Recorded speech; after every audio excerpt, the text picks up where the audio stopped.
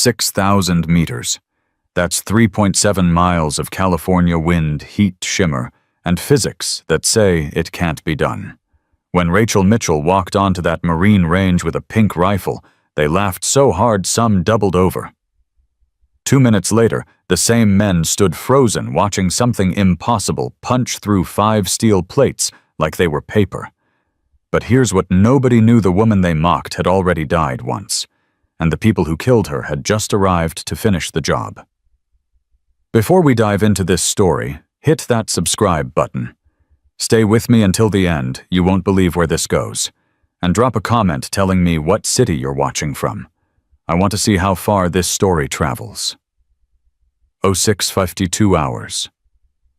Rachel Mitchell's hands shook. 4.7 seconds between tremors. She'd counted them for 6 years now. Inhale. Hold. Exhale. Shake. Her truck sat alone in the Camp Pendleton parking lot. Through the windshield, Marines gathered at the range entrance. 50 of them. Maybe more. Phones out, waiting.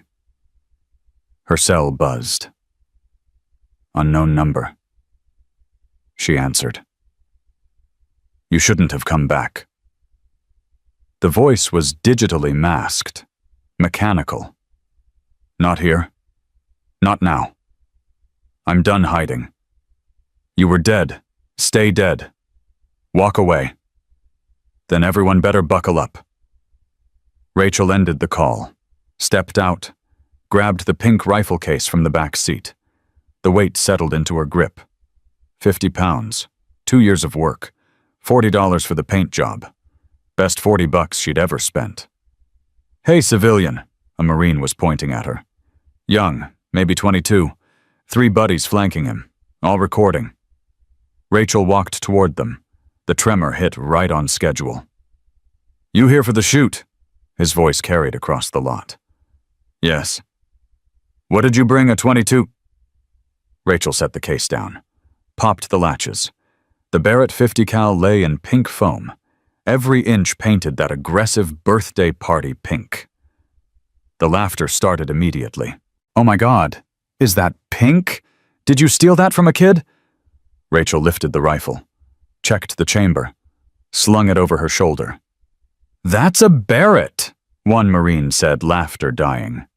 50 cal. Those cost like 15 grand.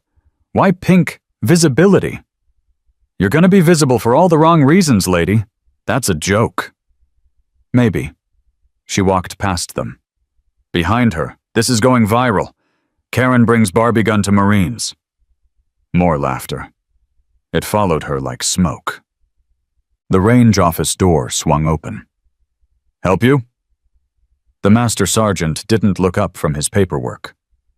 Rachel Mitchell, civilian long-range slot. Now he looked up. His eyes found the pink rifle. Something shifted in his face. His name tape read Sullivan. You're on the list. We've got a 1,000-meter max for civilians. I need an exception. To what? 6,000 meters. Sullivan's pen stopped moving. Say that again. 6,000 meters. The long plate. 5 seconds of silence. Ma'am, that's not a civilian target. That's a spotter calibration point. Nobody's hit it in 3 years. Scout snipers, force recon, even SEALs tried.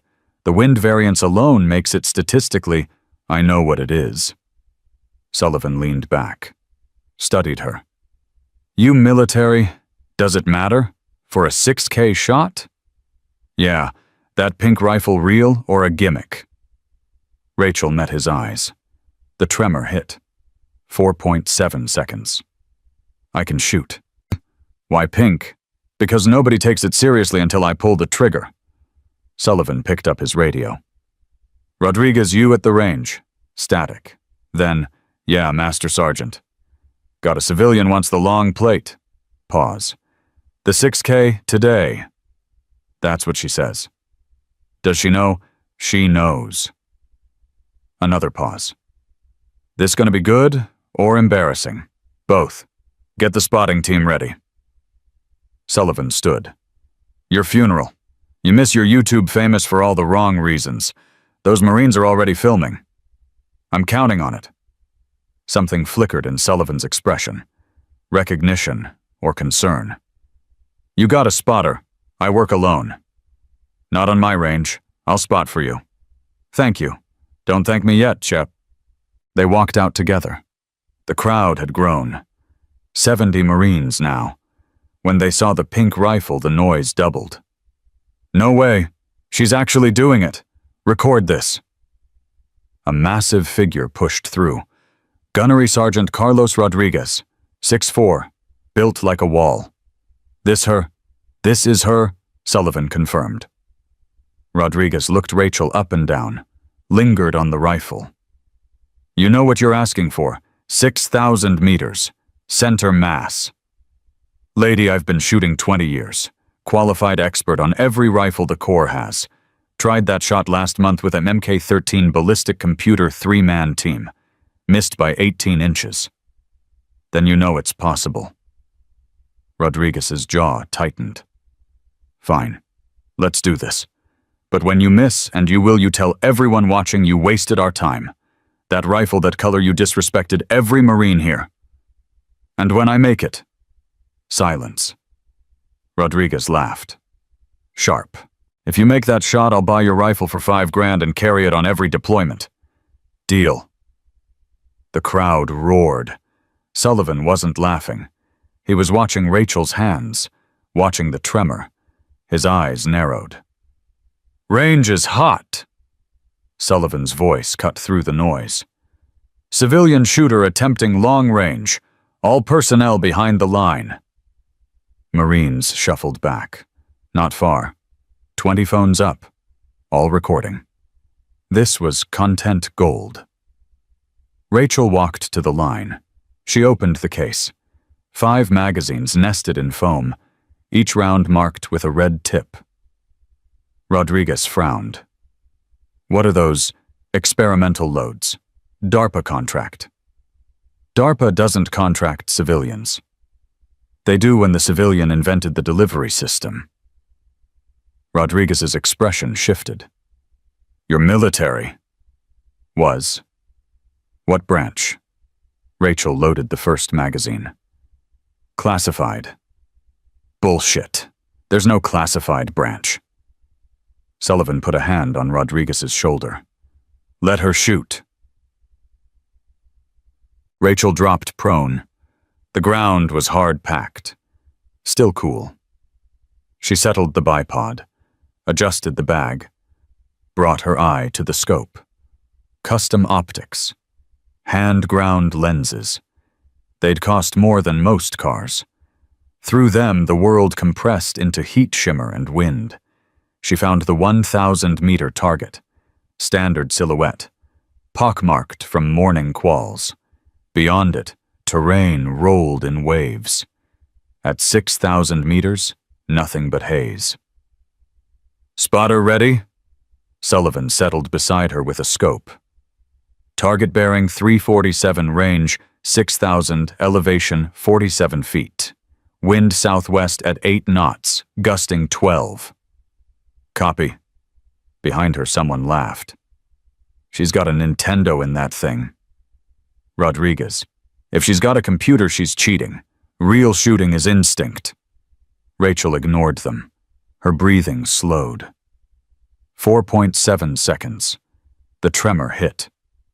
Target not visible at 6K, Sullivan reported. Heat shimmer's bad. Even with perfect ballistics, you're shooting blind. I know. So how? Rachel tapped the scope. A soft hum started. Through the optics, the world shifted. Heat shimmer organized into patterns. At the edge of visibility, steel caught sunlight. Target acquired. Jesus, Sullivan breathed. Is that adaptive optics? Compensates for atmospheric distortion. That tech doesn't exist. Not publicly. Rodriguez leaned over. This is bullshit. Computer's aiming for her. That's not shooting. Rachel adjusted elevation. 43 minutes of angle. Computer shows me the target. I still make the shot. Then make it, Rodriguez said flatly. Or admit this is a publicity stunt. The crowd pressed closer. More phones. Someone started live streaming. Rachel could feel their certainty, their expectations of failure. Good. Let them watch. She settled deeper. 50 pounds distributed across her body. Pink paint smooth against her cheek. Windage, Sullivan checked instruments. 4 left variable. Gust pattern every 12 seconds. Next window in 8. Copy. Rachel's finger found the trigger. 2 stage, 3 pounds first stage, 2 more to break. She took the slack out. 4.7 seconds. The tremor hit. 5 seconds to window. She exhaled halfway, held the rest. The crosshair drifted. At 6,000 meters, a millimeter here meant feet there. 3 seconds. The tremor steadied. Between shakes, between heartbeats. The rhythm she'd learned to trust. Window open, Rachel broke the trigger. The rifle pulsed. Low hum. Not a crack. The muzzle brake absorbed 90%. What remained was pure, focused power. The sound rolled across the range. Deep, organic. Then silence. Time to target 8.7 seconds. 8 seconds felt like 8 hours. Marines frozen. Phones recording. Waiting for the miss. Rachel chambered another round. The casing ejected with a clink. Impact. Sullivan's voice was quiet. Then louder. Impact center. Mass long plate. The range erupted. Not in cheers. In stunned, disbelieving silence. Bullshit. Rodriguez stepped forward. No way. Check again. Sullivan didn't move his eye. Round went clean through. Perfect hole. Dead center. Target still ringing. That's impossible. And there's more. Round went through the long plate and hit backing plates behind it. I count 4 more impacts. She just shot through 5 steel plates at 6,000 meters. Someone dropped their phone. Rachel worked the bolt. That's 1. 1? Rodriguez's voice cracked. What do you mean 1? I brought 5 rounds. That was 1. She fired again. Same hum, same perfect recoil. 8.7 seconds. Second impact. 2 inches left of first hole. Third shot. Impact. Triangle pattern. Fourth shot. Impact. She's drawing a cross. Fifth shot. Rachel held the trigger down a fraction longer. Dead center, overlapping the first shot. She safed the rifle. Stood. Dust fell from her clothes. The tremor returned.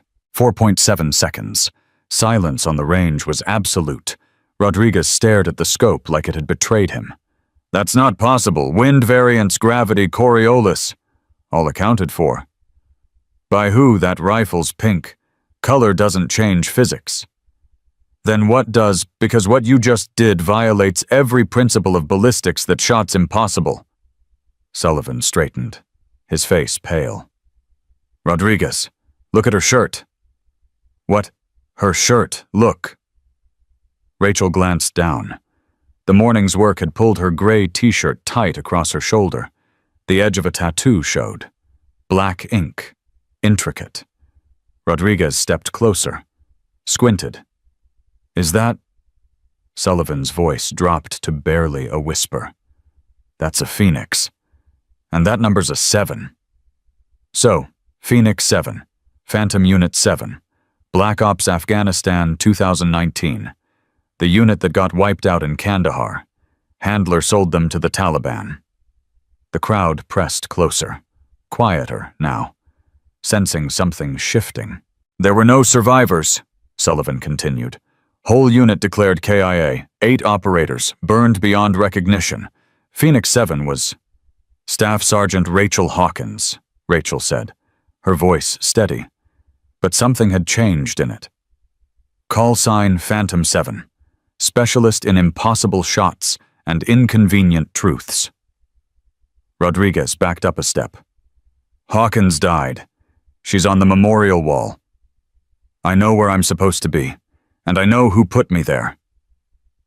A sound cut through. Low, distant, growing. Rotors. Multiple aircraft. Coming fast from the south. Sullivan's head snapped up. We're not expecting air traffic. 3 black helicopters materialized through the haze. Flying low. Fast. No markings. Rachel's jaw tightened. Faster than I expected. What? Sullivan turned. What are those? Shadow Division, off-books CIA. They handle problems that aren't supposed to exist. Are they here for me and everyone who saw me shoot? Rodriguez's face went white. What are you talking about? Rachel was already moving, breaking down the rifle. I wasn't supposed to survive Kandahar. Someone powerful made sure I died. Me coming here making that shot proving I'm alive, that's a problem. So they send helicopters to a Marine base. They send helicopters wherever they need to. Rachel clicked the case shut. And they don't send them to arrest people, they send them to erase problems. The helicopters were close now, maybe a mile. Figures in the open doors. Armed. Ready. Sullivan grabbed his radio. Base security range 7, unidentified air traffic inbound, possibly hostile. The radio died. Just stopped. All across the range, phones went dark.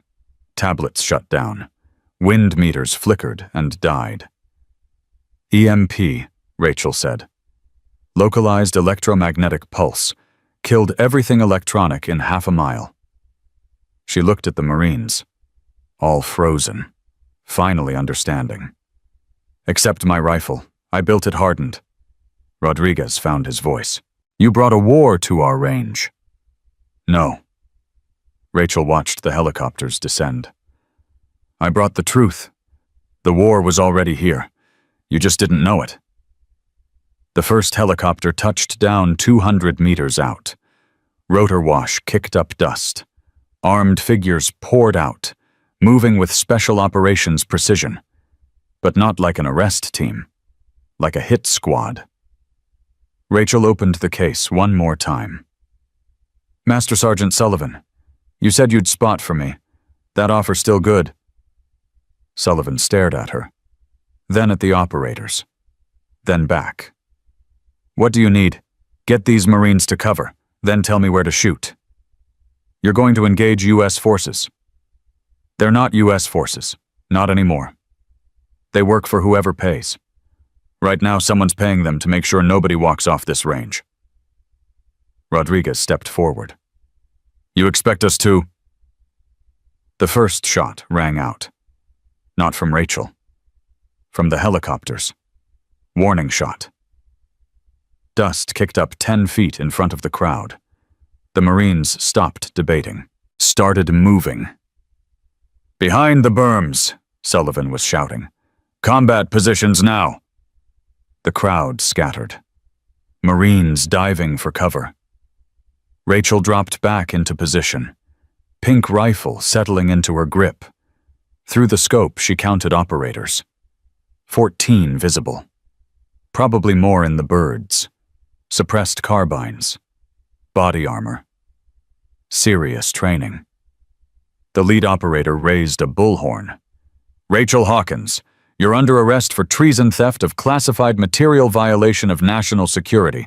Stand down immediately. Rachel chambered a red-tipped round, flipped a switch on the stock. The display lit up. Heat signatures. Electronic emissions. Weak points. Sullivan, how many Marines here? 32, including me and Rodriguez. How many armed? 4 Qualday, maybe 10 with live weapons. Rest were observing. That'll do.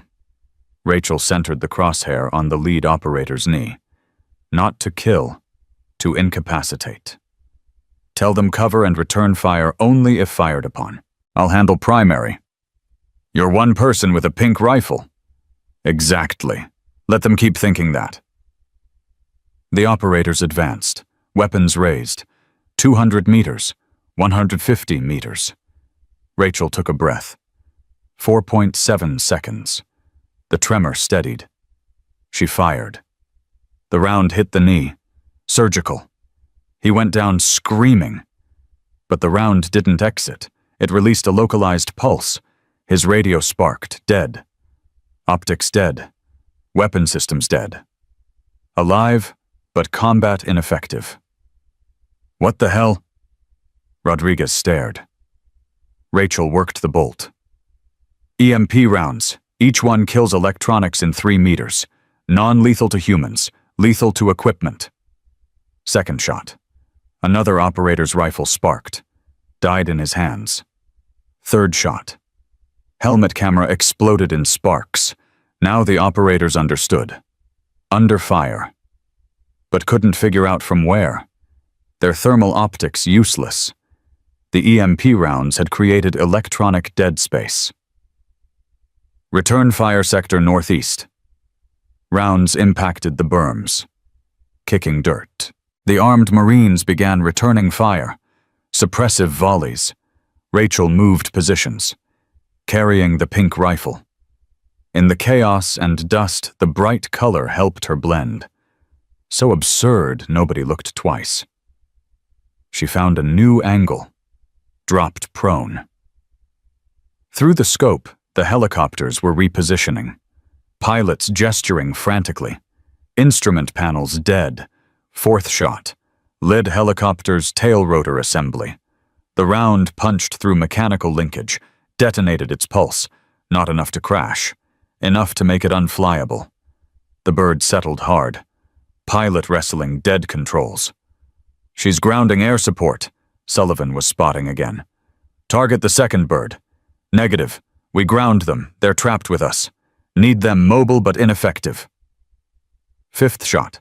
Second helicopter's main rotor shaft. Same result. Unflyable but intact. The operators were regrouping, falling back toward disabled aircraft. 30% casualties. Not a single effective hit.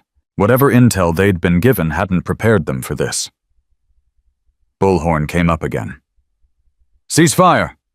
Final warning.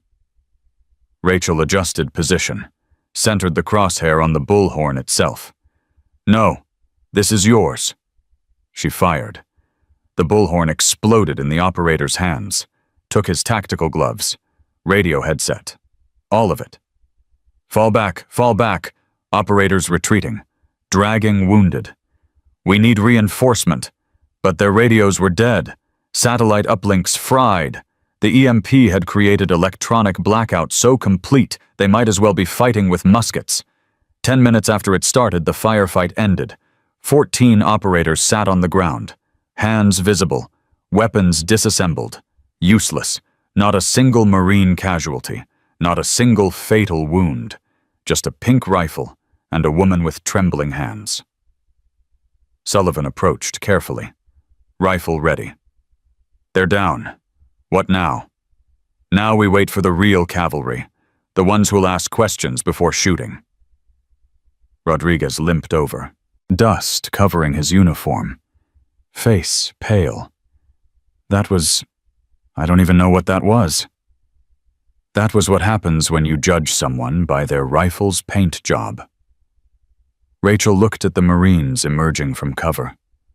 Phones dead. Memories alive. And what happens when someone who's supposed to be dead decides she's tired of staying quiet? In the distance, more helicopters approached. These with proper markings, proper authorization. Sullivan saw them. Exhaled. Military police. They'll sort this. Will they? Rachel set the rifle down. Or will they classify this and bury it deeper? Not this time. Too many witnesses. Too many Marines saw what you did. They can't classify 32 people.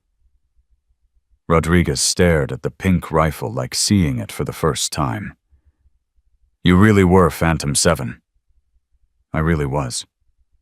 And they really tried to kill you. Multiple times. This is just the first time they failed publicly. Why the pink rifle? Really, Rachel smiled. Small, tired, genuine. Because when I disappeared, when they burned me and left me for dead, they took everything. My name, my service record, my honor, everything except the knowledge in my head. She looked at the disabled helicopters, the captured operators, the Marines who'd gone from laughing to fighting beside her.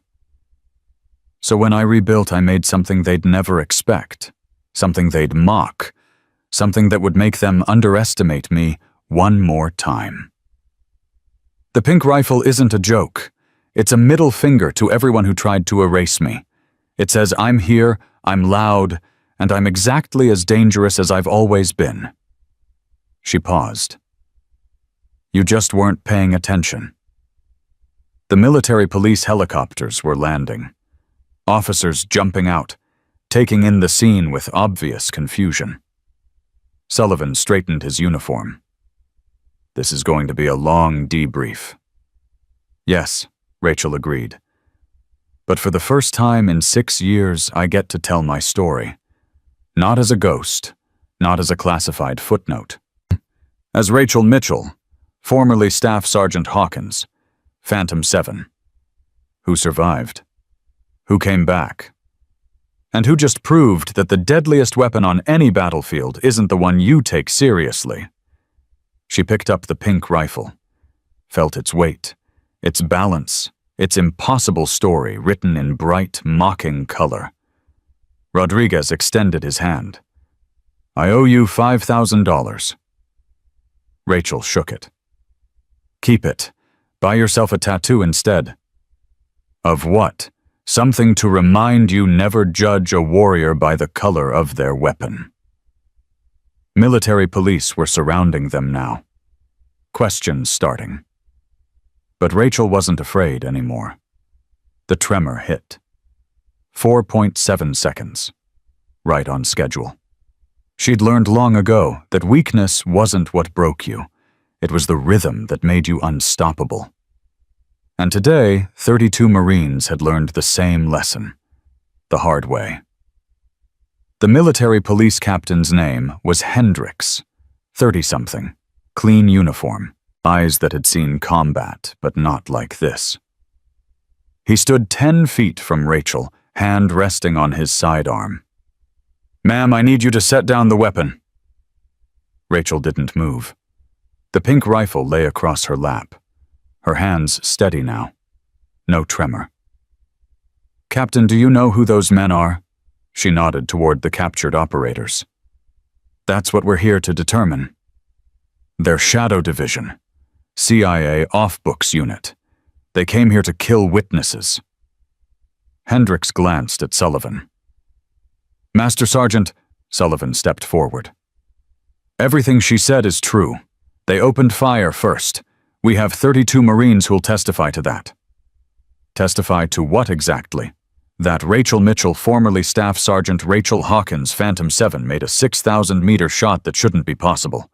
And 10 minutes later, an unmarked hit team showed up to erase everyone who saw it. Hendricks's expression didn't change, but his hand moved away from his weapon. Phantom 7 died in Kandahar, 2019. I was supposed to, Rachel said quietly. Someone made sure the paperwork said I did. Who? That's what I'm here to prove. One of the captured operators tried to stand. An MP pushed him back down. These men need medical attention, the operator said. And lawyers, you're violating. Shut up! Hendricks didn't even look at him. He kept his eyes on Rachel. How many rounds you fire? 14 total, 5 at the long plate, 9 during the firefight. Any fatalities? No. Intentional? Yes. Hendricks nodded slowly. You could have killed them. I could have killed them from a mile away. I chose not to. Rodriguez limped forward, blood on his sleeve from a ricochet graze. Nothing serious. Captain, I don't know what's happening here, but I know what I saw. This woman made an impossible shot. Then she saved 32 Marines from a hit squad. Whatever story she's selling, I'm buying. Me too. Sullivan moved beside Rodriguez. She had every opportunity to run. She stayed. Fought beside us. Hendricks studied them both, then looked back at Rachel. You got proof of who you are. Rachel reached slowly into her pocket, pulled out a small metal case, opened it. Inside a dog tag, tarnished, burned at the edges. Rachel Hawkins, Staff Sergeant, Service Number 5847-2193-7742, blood type O positive. She held it out. This was cut off my body in Kandahar. I dug it out of the ashes 6 months later. Hendricks took the tag, examined it. His jaw tightened. This is real. Everything I'm telling you is real. Then why come back now? Why here? Why make yourself a target? Because I'm tired of being dead, and because the person who killed me is about to do it again to someone else. Who? I can't tell you. Not yet. Not until I know who I can trust. Hendricks handed back the tag. That's not how this works. It is today. One of the MPs approached. Young. Nervous. Captain, we've got a problem. These operators have no identification. No dog tags. No unit patches. Weapons are unmarked. Even their tattoos have been lasered off. Hendricks turned. Say that again. They're ghosts, sir. Completely sanitized. Whoever sent them didn't want them traced. The lead operator, the one whose bullhorn Rachel had shot, finally spoke. We're not talking without counsel. You'll talk when I tell you to talk, Hendricks snapped. Then to his MPs. Secure them, separate trucks, no communication, and get me a direct line to Quantico. I want forensics here within the hour. Yes, sir. As the MPs moved to comply, more helicopters appeared on the horizon. These were different, sleeker, faster. Sullivan saw them first. Captain, we've got more incoming. Hendricks raised his binoculars, swore under his breath. Those are State Department birds. Rachel stood slowly, the pink rifle in her hands. No, those are his. Whose? The man who sold my unit. The man who's been trying to kill me for 6 years. The helicopters were close now, 3 of them, slowing to land. Rodriguez moved beside Rachel. How many more you got? More what? EMP rounds. Rachel checked the magazine. None. I'm empty. Then we've got a problem. No. Rachel's voice was calm. Too calm. We've got leverage. She walked toward the landing helicopters. Sullivan and Rodriguez moved with her. Hendricks hesitated, then followed. The birds touched down. Rotor wash kicked dust across the range. From the lead helicopter, a man emerged. 60. Gray hair. Expensive suit under a tactical vest. Moving like he owned the ground he walked on. Rachel recognized him immediately. Marcus Bishop. Former CIA station chief. Current deputy director of covert operations. The man who'd sold Phantom Unit 7 to the Taliban for $3 million and a guarantee of safe passage through Kandahar province. Bishop walked toward them. 2 armed contractors flanked him. He stopped 10 feet away. Looked at Rachel. No recognition in his eyes. Captain Hendricks, I'm Deputy Director Marcus Bishop, CIA. I'm here to take custody of these men and all evidence related to today's incident. On what authority? Bishop pulled out credentials, handed them over. Hendricks examined them. His face went pale. These are signed by the Director of National Intelligence. They are. This incident falls under national security protocols. All evidence, all witnesses, all recordings classified as of this moment. Captain? Rachel's voice cut through. Don't give him anything." Bishop's eyes finally focused on her. Really looked.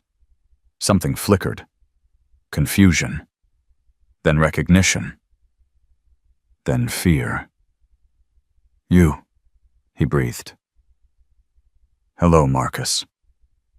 Bishop's hand moved toward his contractor, stopped. Too many witnesses. "You're supposed to be dead."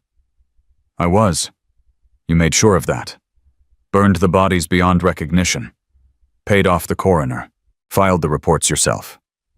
"I don't know what you're talking about." "Kandahar, September 17th, 2019. You sold us to Hakim al-Rashid for $3 million. Gave him our coordinates, our patrol route, our extraction point. Told him exactly when we'd be vulnerable." Bishop's face was stone. "That's classified information." "It's the truth." "You have proof of these accusations." Rachel smiled. Cold. "I brought 5 EMP rounds to this range. You know how many I fired? I don't. 9. I fired 9 rounds total. Where do you think the other 4 went?" "Marcus." Bishop's jaw tightened. "You're bluffing." "Am I? Should we check your office in Langley? Maybe your personal safe in Alexandria? Or maybe your offshore account records in the Caymans?" Bishop's contractors shifted, hands moving toward weapons. Rodriguez and Sullivan raised their rifles. Hendricks stepped between them. "Everyone stand down, now." "Captain, this woman is a fugitive," Bishop said. "She's wanted for desertion, theft of classified material, and treason. I have orders to bring her in." "Do you have orders to murder 32 Marines?" Sullivan's voice was hard. "Because that's what your hit team tried to do." "I have no knowledge of any hit team." "Then why are you here 10 minutes after they failed?" Bishop turned to Hendricks. "Captain, are you going to let your subordinate speak to a senior intelligence official this way?" "He's not my subordinate. He's a master sergeant with 20 years of service, and right now I'm inclined to listen to him over you." "You're making a mistake." "Maybe, but I'm making it with 32 witnesses and 3 disabled helicopters full of unmarked operators. So unless you want to explain to Congress why the CIA just attacked a Marine training facility, I suggest you stand down." Bishop's face reddened. "This is classified." "Not anymore." Rodriguez held up his phone. "Filmed the whole thing, already uploaded to 3 different cloud services, with redundancy. You kill us, it goes public automatically." "That's a lie. The EMP killed everything except hardened devices. Funny thing, Marines know how to shield electronics. We're not as dumb as you think." Bishop's contractors were tense now, waiting for orders. Rachel could see it in their posture. They were hired guns. Not true believers. She addressed them directly. "You boys getting paid enough to start a war with the Marine Corps on American soil?" One of them glanced at Bishop, then back at Rachel. "Ma'am, we're just here to provide security." "Then provide it. Secure him, because he just ordered a hit on 32 United States Marines. That's not security. That's treason." The contractor didn't move, but he didn't raise his weapon either. Bishop saw the hesitation. His voice rose. "Stand down. That's an order."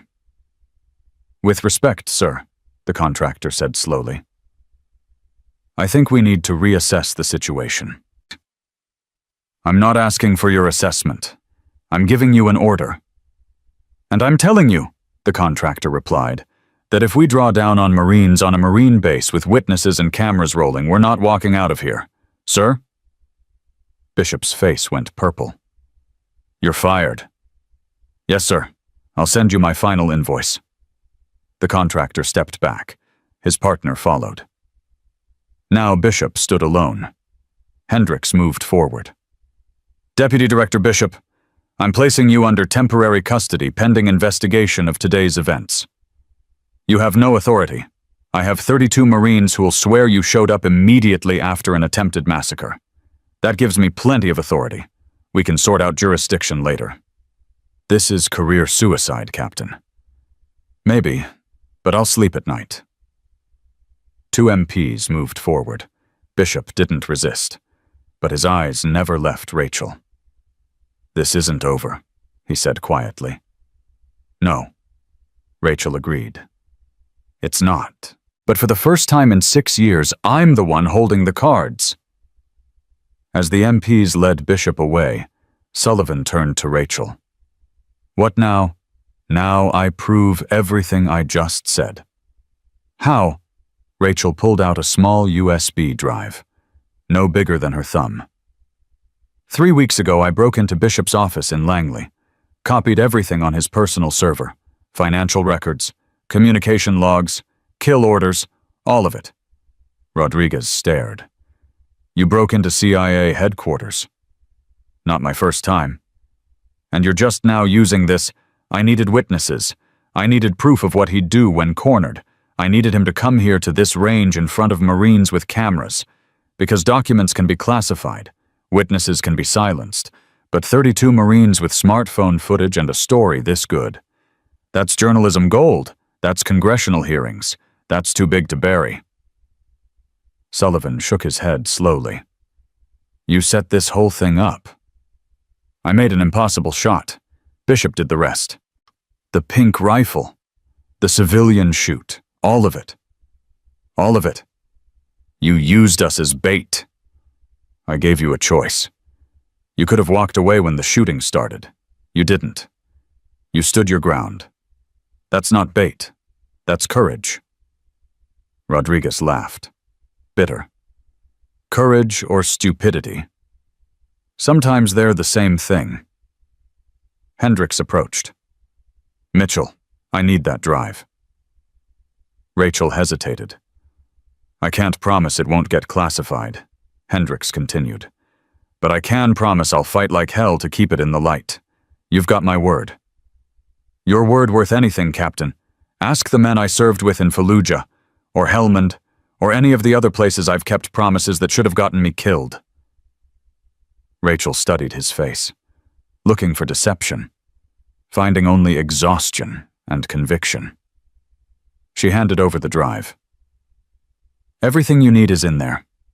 Financial transfers, communication with Taliban leadership, kill orders from my unit, and proof that he's been running off books operations for 6 years using government resources and black site funding.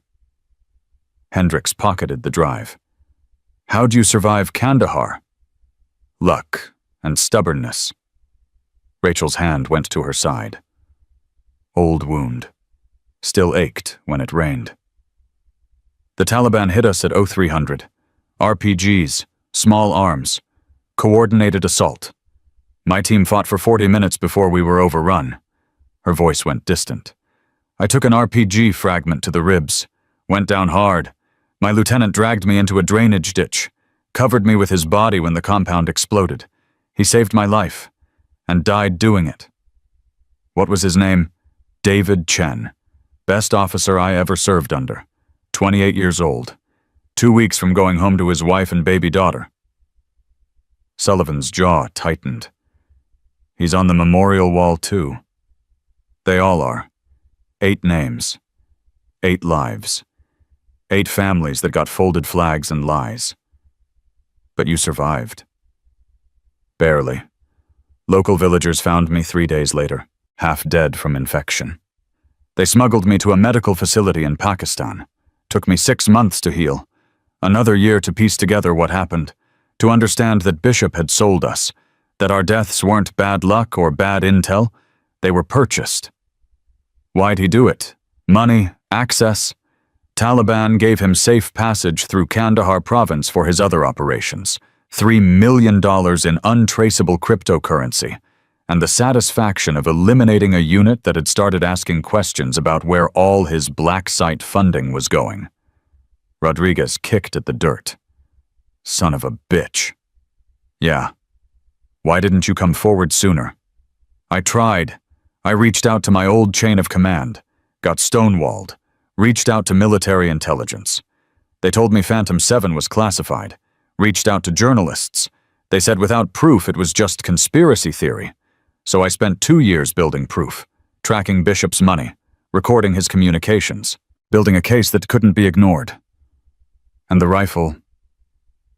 Rachel looked at the pink Barrett lying on the ground. I needed something that would get attention, something that would make people underestimate me, something that would force Bishop to react. The 50 cal with adaptive optics and EMP rounds that was the weapon, the pink paint job that was the stage dressing. Made everyone think I was a joke. Made them film me, made them share it. And when Bishop saw that footage, saw me alive, saw me making impossible shots, he couldn't help himself. He had to come, had to silence it. And that's when I had him. Hendricks was shaking his head. You're either brilliant or insane. Both, probably. What happens to you now? Rachel picked up the pink rifle, checked it one more time. Empty magazine. Chamber clear. That depends on whether that drive makes it to the right people. It will. Then maybe I get to stop being a ghost. Maybe I get my name back, my service record, my honor. And if it doesn't, then I disappear again, and Bishop has an accident, because I'm done playing by rules that only apply to one side. Sullivan stepped forward. For what it's worth, you've got 32 Marines who'll testify for you. Whatever comes next, you're not alone. Why 2 hours ago you didn't know I existed? 2 hours ago, I watched a woman with a pink rifle do the impossible. Then I watched her fight beside us instead of running. That's enough. Rodriguez extended his hand again. Still owe you $5,000 for that rifle. Rachel shook it. Keep your money. Buy drinks for your Marines. They earned it. What about you? What do you need? Rachel looked across the range. At the disabled helicopters, the captured operators, the MPs securing evidence, the Marines still processing what they'd witnessed. Time, she said quietly. Just time to figure out who I am now that I'm not dead anymore. Hendrix's radio crackled. Captain Forensics team is landing, and we've got a problem. Media's picking up the story. Someone leaked smartphone footage. It's already on Twitter. #PinkRifleMarine. Hendricks swore. How much footage? Everything. The shot, the firefight, Bishop's arrival, all of it. Can we contain it? Sir, it's got 2 million views in the last 20 minutes. We can't contain this. It's everywhere. Rachel smiled. Not triumphant. Just tired. Good. Good. Hendricks stared at her. You wanted this public. I wanted witnesses. I got the whole internet. Now Bishop can't make me disappear. Can't classify this. Can't bury it. The story's out. The questions are being asked, and someone's going to have to answer them. Rodriguez pulled out his phone, scrolled through Twitter. His eyes widened. Jesus. Woman makes impossible shot, then fights off CIA hit squad. This is everywhere. CNN's picking it up. Fox, MSNBC, even foreign press. Let it spread, Rachel said. Let people see what happens when you refuse to stay buried. Sullivan was reading over Rodriguez's shoulder. There's already conspiracy theories. Some people saying it's fake, others saying you're a Russian agent, others saying you're a hero. Don't care what they say, just care that they're talking, because now Bishop has to respond, and every response digs him deeper. Hendrix's radio crackled again. Captain, we've got congressional staffers calling. They want statements. They want access to witnesses. Sir, this is turning into a political firestorm. Understood. Set up a press conference for 1800 hours. Full debrief with voluntary witnesses only. No classified material discussed. This is a domestic security incident on a military installation. By the book. Yes, sir. Hendricks turned to Rachel. You want to make a statement? No, I want to disappear until the drive's contents go public. Then I'll make all the statements they want. Where will you go? Better if you don't know. You're not under arrest, but you're a material witness. I can't just let you leave." Rachel slung the pink rifle over her shoulder. "You can't stop me either. I just fought off a CIA hit squad captain. Your MPs aren't going to slow me down." "That a threat? That's reality. But I'm not running. I'm going to ground until I know Bishop's in custody, and that drive's in the right hands. Then I'll come back. You've got my word."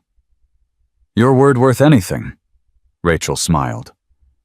"Ask the 8 Marines who died trusting it, or the 32 who just fought beside me, or the woman who spent 6 years crawling out of hell to tell the truth. Yeah, Captain, my word's worth something." Hendricks studied her for a long moment, then stepped aside. "Go. But Mitchell, don't make me regret this." "I'll try not to." Rachel started walking toward the parking lot, toward her truck. Sullivan called after her. "Where will you go?"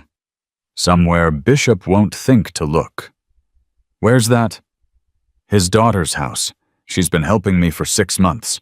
She's the one who got me the access codes to his office. Turns out dear old Dad's sins caught up with his family." Rodriguez laughed.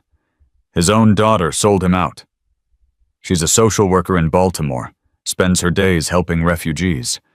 When she found out what her father did, what he really did, she wanted justice as much as I did." "That's cold. That's karma." Rachel reached her truck, opened the door, paused. She looked back at the range, at the Marines gathering, at the evidence being collected, at the story being written in real time by 2 million people on social media. 6 years ago, she'd died in Kandahar, burned, erased, forgotten. Today, she'd been reborn on a California firing range, with a pink rifle and a truth that couldn't be buried anymore. She climbed into the truck, the rifle laid across the passenger seat. Her hands found the steering wheel. The tremor hit, 4.7 seconds. But this time she smiled, because weakness wasn't what broke you. It was the rhythm that kept you alive. Rachel started the engine and drove away from Camp Pendleton, drove toward Baltimore, toward testimony, toward whatever came next. Behind her, the story was already spreading, mutating, growing, becoming something bigger than one woman with a pink rifle, becoming a reckoning. And Marcus Bishop sitting in an MP vehicle with zip ties on his wrists and his career crumbling around him could only watch as everything he'd built came apart. All because he'd underestimated a dead woman who refused to stay buried. All because he'd never learned the lesson 32 Marines had just learned the hard way. Never judge a warrior by the color of their weapon. Rachel drove through the gates of Camp Pendleton and disappeared into California traffic. But she wasn't hiding anymore. She was hunting, and the whole world was watching. Baltimore smelled like rain and old brick. Rachel's truck rolled into the city at 0300 hours. 7 hours of driving, 3 gas station stops. No sleep. Her phone had been off since she left Pendleton. Burner phones only now. She'd learned that lesson the hard way in Pakistan. The row house sat on a quiet street in Fells Point. Narrow. 3 stories. Lights off.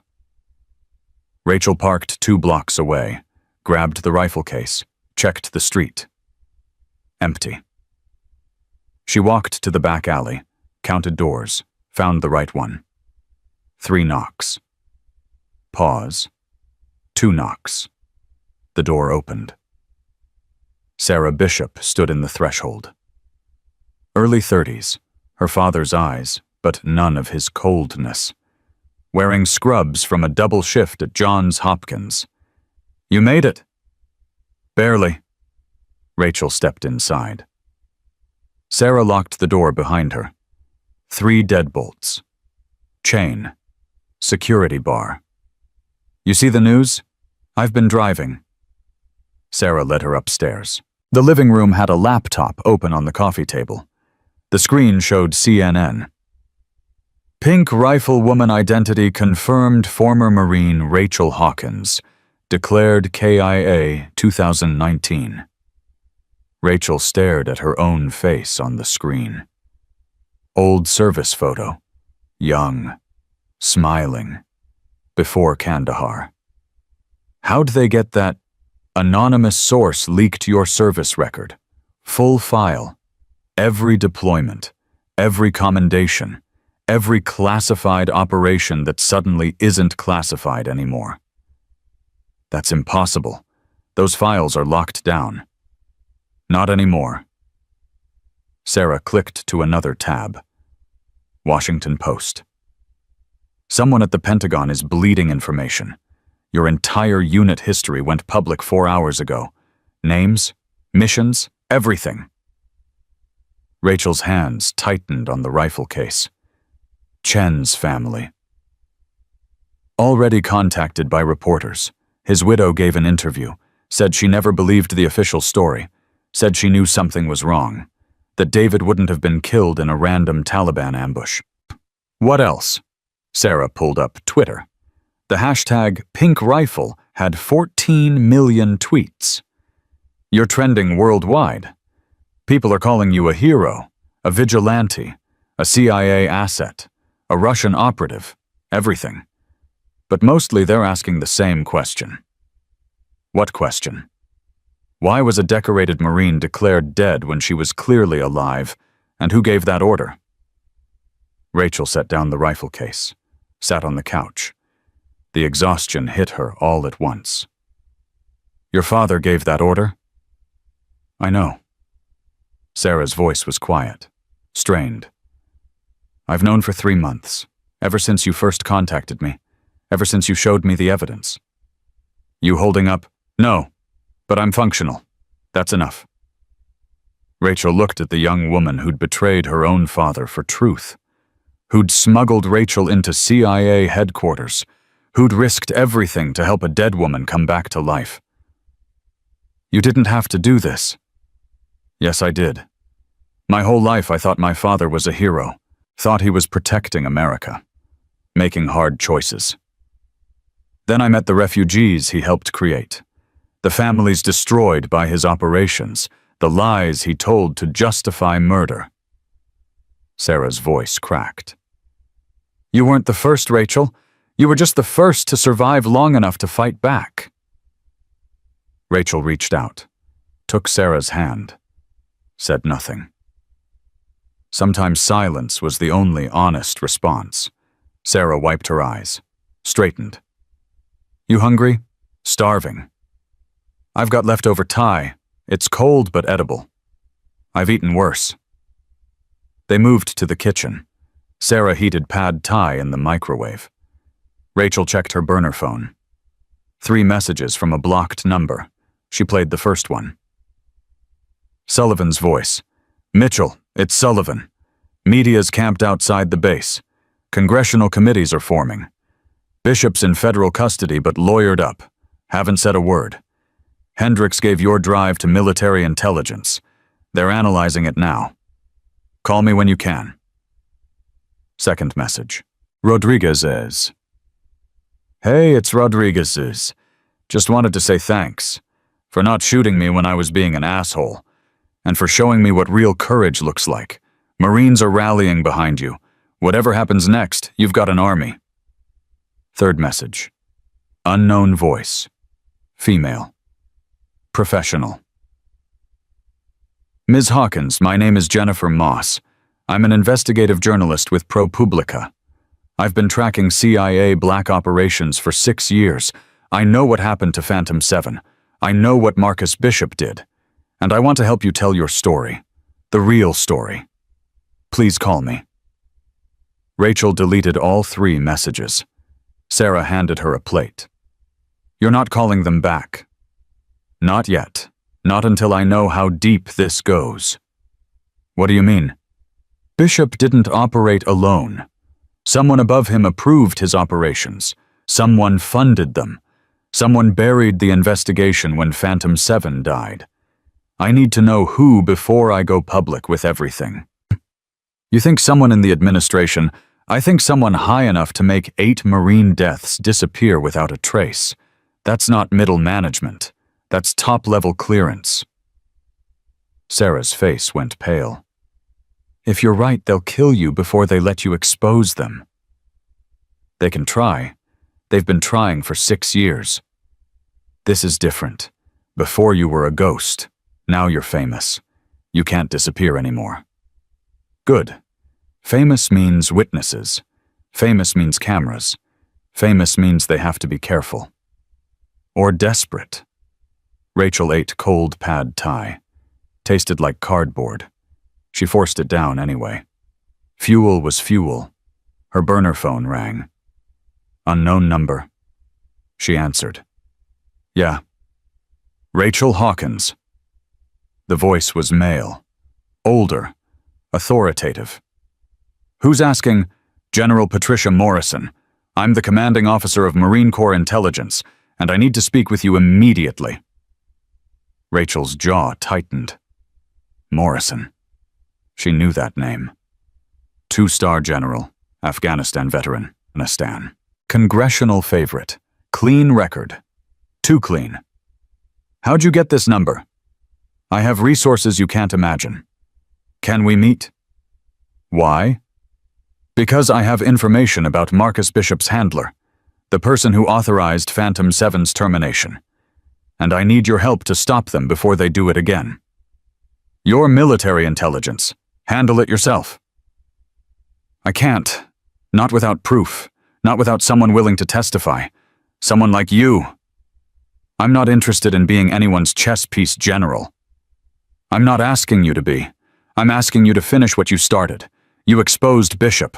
Now help me expose the person who gave him orders. Rachel looked at Sarah. Mouthed Morrison.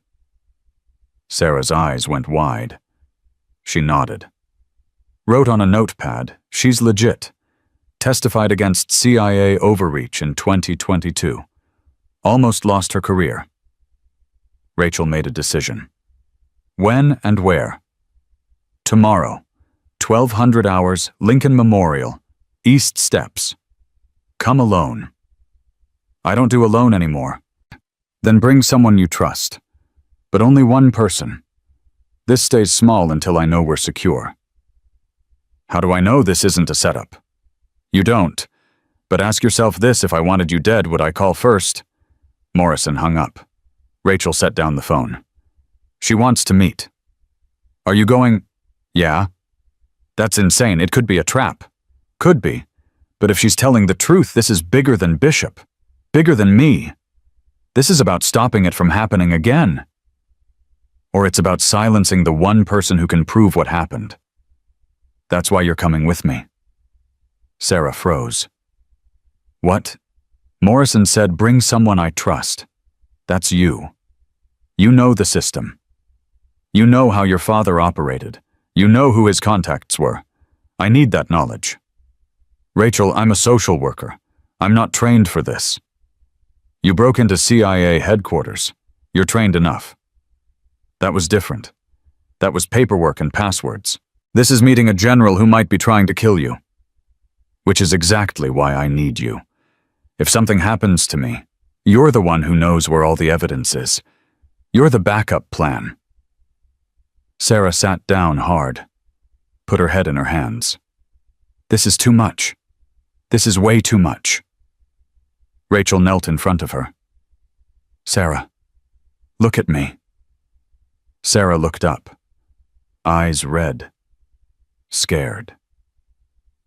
You've already crossed the line, Rachel said quietly. The moment you helped me, you became part of this. There's no walking away now. We're either both in or both dead, and I'd rather go down fighting than hiding. I don't want to die. Neither do I. So let's make sure we don't. Sarah took a shaky breath, nodded. Okay. Okay. Lincoln Memorial, tomorrow. What do I bring? Nothing, no phone, no ID, cash only. Wear clothes you can run in, and stay 10 feet behind me at all times. If shooting starts, you run. Don't look back. Don't be a hero. Just run. And if they grab you, you go to every news outlet you can find. You tell them everything. Names, dates, evidence, locations. You burn it all down. That'll destroy my life. Better than losing it." Sarah laughed. Bitter. Broken. When did we become action movie characters? When we decided the truth mattered more than safety. They spent the next hour planning. Rachel checked the rifle, cleaned it, loaded a fresh magazine with standard rounds. No more EMP. Those were for technology. Tomorrow was about people. Sarah made coffee. Strong. Black. They drank it in silence as dawn crept through the windows. At 0600, Rachel's burner phone buzzed. Text message from a blocked number. "Don't trust Morrison. She's compromised. They know you're meeting her. It's a kill box." "Jay." Rachel showed Sarah. "Who's Jay?" "No idea." Another text. "Jennifer Moss, ProPublica. I've been tracking Morrison for 8 months. She's Bishop's insurance policy. If he goes down, she makes sure the real architects stay hidden. Meeting her is suicide." Rachel typed, "How do I know you're telling the truth?" Response came immediately. "You don't. But check Morrison's financial records. 2.3 million deposited into her sister's account 3 days after Phantom 7 died. Overseas transfer, routed through same shell companies Bishop used. She's not your ally. She's your executioner." Sarah read over Rachel's shoulder. "Can you verify that not without access to classified banking records?" "I might be able to help." Sarah pulled out her laptop, started typing. "Dad's password gave me access to more than just his files. It gave me access to the network, including financial intelligence databases. That's highly illegal. So is murdering 8 Marines and covering it up." Sarah typed for 3 minutes, pulled up records. Her face went white. "Oh, God." "What?" "Morrison's sister, Emily Morrison Wade. Account at Deutsche Bank, $2. 3 million wire transfer. October 2019. 1 month after Phantom 7 died. Source account is a Cayman Islands shell company. Same company that paid Bishop." Rachel felt something cold settle in her stomach. So Morrison's dirty. Worse. Look at the other transfers. Sarah scrolled. "She's been taking payments for 6 years. Small amounts, 50K here, 100K there. All from different sources. But they all trace back to the same network. The same people funding Bishop's operations. Who's running it? I can't tell. The accounts are too layered. But whoever it is has access to serious money and serious power." Rachel stood, paced, thought. "Morrison wants me at the Lincoln Memorial at noon. In public. With witnesses. That's not a kill box. That's theater." "What do you mean?" "She's not there to kill me. She's there to discredit me, to make me look paranoid, unstable. She'll offer help, offer protection, offer everything I want. And when I trust her, she'll use that trust to control the narrative." "So you don't go?" "No, I go. But I change the game." "How?" Rachel pulled out her burner phone. "Called Jennifer Moss." The journalist answered on the second ring. "Hawkins, you're right about Morrison. She's dirty. I've got proof." "What kind of proof?" "Financial records linking her to Bishop's operations. Payments dating back 6 years, enough to bury her." Silence on the line. Then, "You're willing to share that?" "Depends. What do I get? Front page story, full investigation, congressional oversight, everything you want." "I want more than that. I want protection. Real protection. Not CIA, not military. Independent." "I can arrange that. When can we meet?" "Noon. Lincoln Memorial. East Steps." "That's where Morrison wants to meet you." "I know. That's the point. You bring cameras. You bring backup journalists. You bring everyone. Make it public. Make it loud. Make it impossible to disappear me. You're using yourself as bait. I'm using myself as insurance. Morrison shows up expecting a quiet meeting. She gets a press conference. She either has to go through with her play in front of cameras or walk away and prove she's scared. Either way, we win. This is dangerous. Everything's dangerous now. At least this way I control the danger. Okay, I'll be there. Noon, East Steps, with cameras. But Hawkins, yeah. If this goes sideways, I can't protect you. I'm a journalist, not a bodyguard. Just record everything. That's protection enough. Rachel hung up. Sarah was staring at her. You're insane. Probably, but I'm also running out of options. Bishop's in custody but not talking. His network is still active. Morrison's trying to clean up loose ends. And somewhere above her, someone's pulling strings. I need to force them into the light. Make them react. Make them make mistakes. By making yourself a target. I've been a target for 6 years. At least now I'm choosing the battlefield. They spent the morning preparing. Rachel field stripped the rifle one more time, checked every component, reassembled it. Sarah packed a go bag. Cash, burner phones, fake IDs Rachel had made in Pakistan, flash drives with encrypted copies of all their evidence. At 1100, they left the row house. The drive to DC took 40 minutes. Traffic was light. Rachel kept checking mirrors. No tails, no surveillance. Either they weren't being followed, or the people following them were too good to spot. She wasn't sure which was worse. They parked 3 blocks from the Lincoln Memorial. Rachel left the rifle in the truck. Too obvious. Instead, she carried a Glock 19 in a shoulder holster under her jacket. Concealed. Legal? Deadly. Sarah walked 10 feet behind, hands in pockets, eyes down, trying to look invisible. At 11:45, they reached the East Steps. The memorial loomed above them. Tourists everywhere. School groups, foreign visitors, families taking photos. Perfect cover. Too many witnesses for a clean hit. Rachel found a spot halfway up the steps, sat down, waited. Sarah positioned herself 20 feet away, pretending to read a book on her phone. At 11:50, Jennifer Moss arrived. Early 40s. Sharp suit. Camera crew with her. 3 people. Professional gear. She saw Rachel, approached carefully. Hawkins, Moss. You ready for this? Are you? I've been waiting 6 years for this story. I'm ready. Jennifer signaled her crew. They set up at a discreet distance, cameras rolling but not obvious. At 1200 exactly, General Patricia Morrison appeared. She wore civilian clothes, jeans, leather jacket, trying to blend in. Failing. 2 men flanked her. Plain clothes. Military bearing. Security. Morrison saw Rachel. Walked up the steps. Stopped 10 feet away. Ms. Hawkins, thank you for coming. General, interesting choice of wardrobe. I'm off duty. This is a private conversation. Is it? Rachel nodded toward Jennifer and her crew.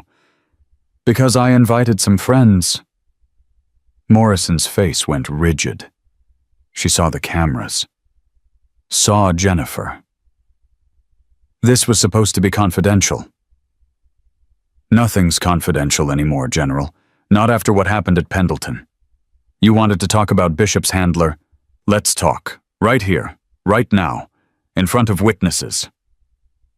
Morrison's security detail shifted. Hands moving inside jackets. Jennifer's crew moved closer. Cameras obvious now. Recording everything. Tourists started noticing. Phones coming up. This was about to become a scene. Morrison forced a smile. Professional. Cold. Ms. Hawkins, I think you misunderstood my intentions. I'm here to help you. Really? Is that why you received $2.3 million 1 month after my unit died? Is that helping? The tourists went silent. Everyone was recording now. Morrison's smile never wavered. I don't know what you're talking about. Deutsche Bank. Account number 7749382. Your sister's name. Wire transfer from a Cayman shell company. Same company that paid Marcus Bishop. Want me to keep going?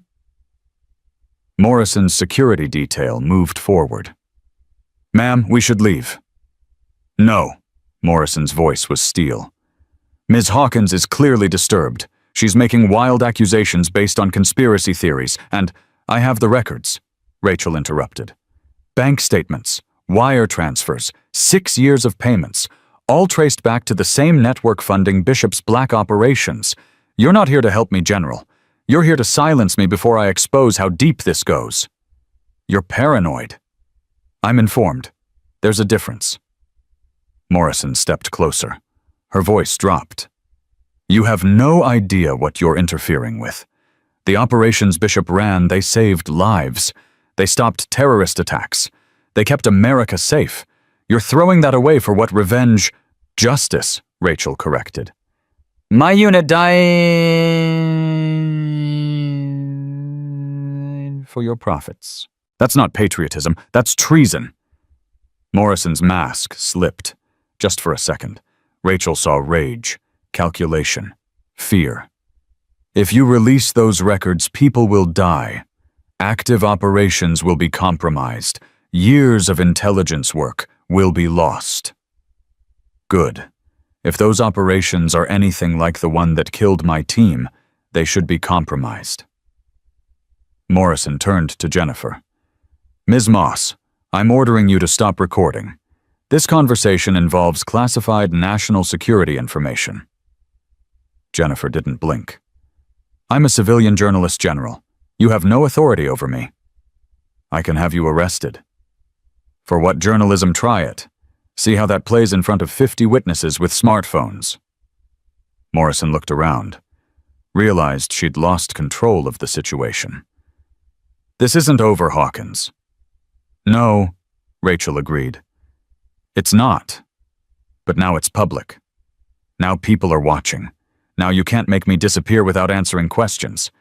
That's checkmate, General. You just don't know it yet. Morrison turned and walked away.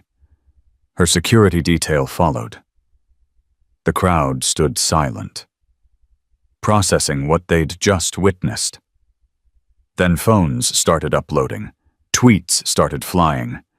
Within minutes, the confrontation was spreading across social media. Jennifer approached Rachel. That was incredible. That was necessary. What now? Now you write the story, everything. The financial records, Morrison's involvement, the network funding Bishop, all of it. When will you give me the evidence? Tonight. Meet me at... Rachel's phone buzzed. Text from Sarah. 3 men, moving toward you, armed. Get out now.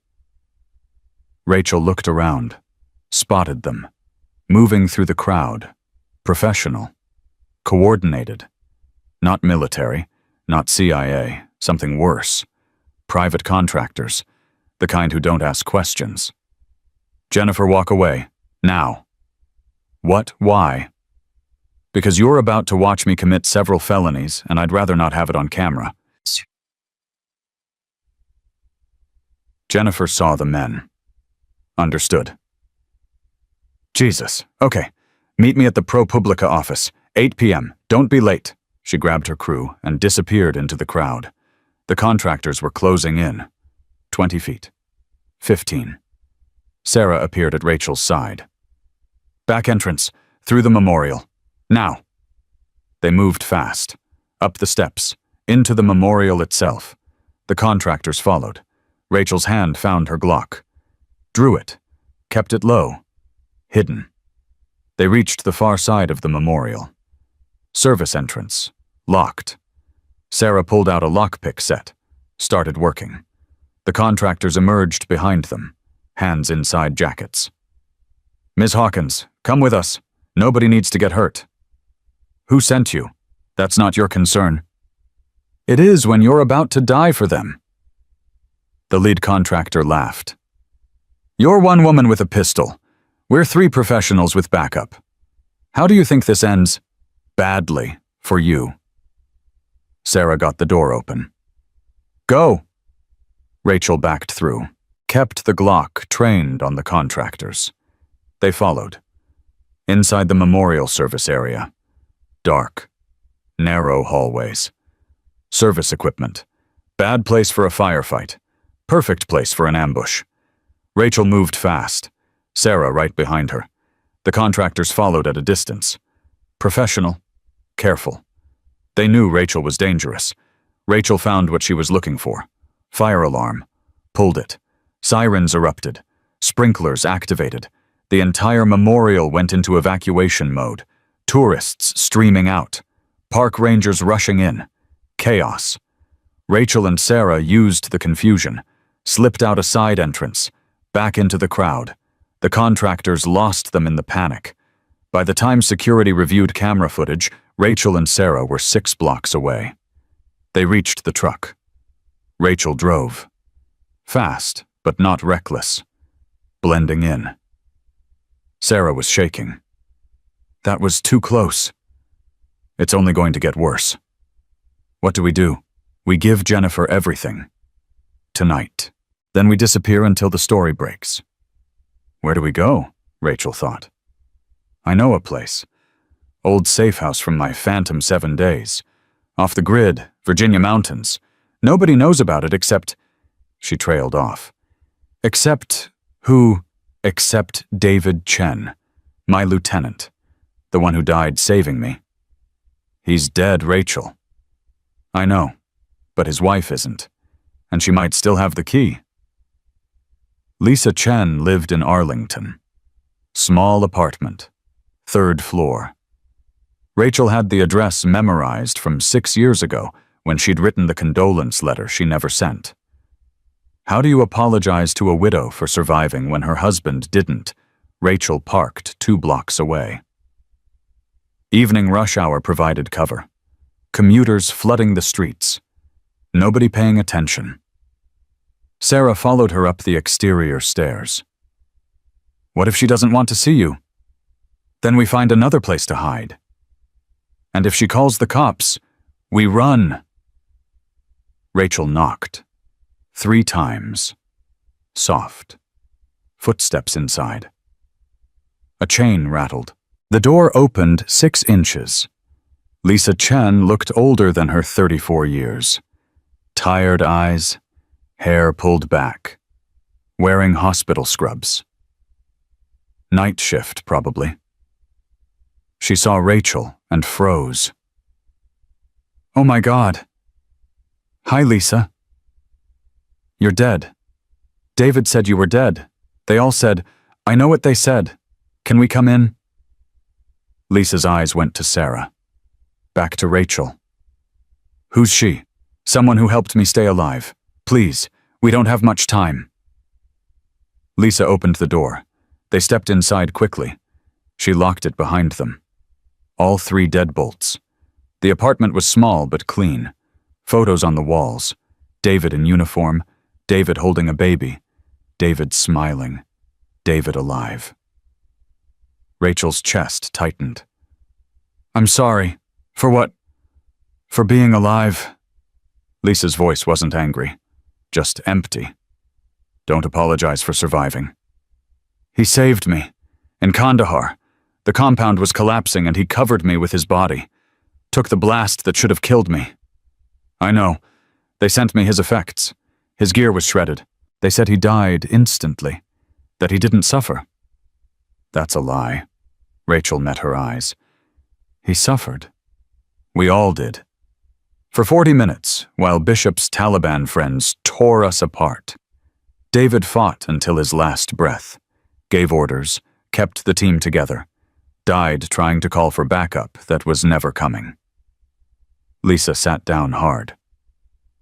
Why are you telling me this? Because you deserve the truth. Because the official story is bullshit. Because your husband didn't die in a random ambush. He was murdered by Marcus Bishop, CIA Deputy Director, who sold our unit for $3 million in safe passage through Kandahar province. That's insane. It's documented. I have proof. Bank transfers, communication logs, kill orders, everything. Then why haven't you gone to the authorities? I have. It's happening now. Bishop's in custody. The story's breaking. But the people above him are trying to silence me before I can expose the whole network. Lisa looked at Sarah. And you are Sarah Bishop, Marcus's daughter. The silence was deafening. You're his daughter? Lisa's voice went cold. You're the daughter of the man who killed my husband? Yes. And I'm helping Rachel destroy him. Why? Because I found out what he really is, what he's been doing, the people he's hurt. I couldn't live with it anymore. Lisa stood, walked to the window, stared out at the parking lot. David talked about you, Rachel, in his letters. Said you were the best shot he'd ever seen. Said you had demons, but you channeled them into something useful. Said if anything ever happened to him, I should find you. That you'd tell me the truth. Rachel's throat tightened. He said that, in his last letter, arrived 2 weeks after he died. Like he knew. Like he'd planned for it. He always planned for everything. Lisa turned around. Her eyes were wet, but her voice was steady. What do you need? The safe house. The one in the Virginia mountains. David told me about it once. Said Phantom 7 kept it off the books. Emergency exfil point. Do you still have the key? Maybe. Why? Because I need to disappear for 48 hours. Just until the story breaks. Then I can come out and testify publicly. But right now every intelligence agency in the country is looking for me. Some to protect me. Some to kill me. I need a place they won't think to look. Lisa went to the bedroom, came back with a small lockbox. Opened it. Inside were David's personal effects. Dog tags, wedding ring, and a single key on a chain. He left this with his will. Instructions said to give it to Rachel Hawkins if she ever asked. I thought he was being paranoid. Thought you were dead anyway. She held out the key. Rachel took it. The metal was cold. Thank you. Don't thank me yet. That cabin's been sitting empty for 6 years. No power, no water, no heat. It's October in the mountains. You'll freeze. I've been colder. There's more. Lisa pulled out a folded paper from the lockbox. David's letter. For you. I read it. You should too. Rachel unfolded the paper. David's handwriting. Precise. Military. Rachel, if you're reading this, I'm dead and you're not. Good. That means the plan worked. The cabin coordinates are 38.7291 degrees and 78.8567 degrees W. Supply cache is buried 12 meters northeast of the front door, 3 feet down. Code is your sniper qualification score from Quantico. The cache has weapons, ammo, med supplies, and encrypted comms gear. Enough for 30 days off-grid. Use it. Survive. And when you're ready, finish what we started. Bishop needs to answer for what he's done. Don't trust military intelligence. Don't trust CIA. Don't trust anyone in the chain of command. They're all compromised. Trust only civilians with cameras. Truth needs witnesses. Make sure the world is watching before you make your move. And Rachel, don't blame yourself. You didn't kill us. You survived us. There's a difference. Stay alive. That's an order. Lieutenant David Chen, Phantom 7. Rachel's hands shook, the tremor hitting hard. 4.7 seconds, but stretched longer by emotion. Sarah read over her shoulder. He knew. He knew Bishop would betray you. We all suspected. The last 3 missions felt wrong. Too much enemy intelligence, too many close calls. David started keeping records. Communications that didn't add up. Orders that contradicted our mission briefings. He was building a case. Did he give it to anyone? He tried. Sent encrypted files to a reporter at the Washington Post. Never heard back. We think Bishop intercepted them. Lisa wiped her eyes. Take the key. Take whatever you need. Just promise me something. What? When you testify, when you go public, say David's name. Tell people what he did. That he tried to stop it. That he died protecting his team. I promise. And Rachel, don't die. David would be pissed if you survived Kandahar just to get killed in Virginia. Rachel almost smiled. I'll do my best. They left 10 minutes later. Lisa watched from the window as they drove away. The drive to Virginia took 2 hours. Rachel stayed off highways, used back roads, checked mirrors constantly. No tails, no surveillance. Either they'd lost their pursuers, or the pursuers were waiting at the destination. Sarah dozed in the passenger seat, exhausted. She'd been running on adrenaline for 18 hours. Rachel let her sleep. Kept driving. The roads got narrower, more rural, civilization dropping away. At 2100 hours, they reached the coordinates, a dirt road barely visible through overgrown brush. Rachel turned onto it. The truck bounced over ruts and rocks. 2 miles later, the cabin appeared. Small. 1 room, probably. Logs weathered gray, roof sagging, windows dark. Exactly the kind of place you'd drive past without noticing. Perfect. Rachel parked behind the cabin, out of sight from the road. Killed the engine. Sarah woke up. We here? Yeah, stay in the truck. I'm clearing the cabin first. What if someone's inside? Rachel pulled her Glock. Then they're having a bad night. She approached the cabin carefully, circling, checking windows. No light, no movement, no fresh tracks in the dirt. The front door was padlocked. Rachel used Lisa's key. The lock opened with a click that sounded too loud in the silence. She pushed the door open. Led with the pistol. Empty. Just like Lisa said. 1 room, fireplace, old furniture covered in dust, camping gear in the corner, no power, no running water. But there was a hand pump outside and enough firewood stacked under a tarp to last a week. Rachel cleared the cabin, checked for surveillance devices, found none. Either it was clean or the tech was good enough she couldn't spot it. She went back outside. Clear. Bring the bags. Sarah grabbed their go bags. Rachel found a shovel in the camping gear, started measuring 12 meters northeast of the front door. The ground was hard, rocky. She dug anyway. 3 feet down, the shovel hit something solid. Metal. Rachel cleared the dirt. A military-grade supply cache. Watertight. She broke the seal. Entered the code. Her Quantico score, 297 out of 300. The cache opened.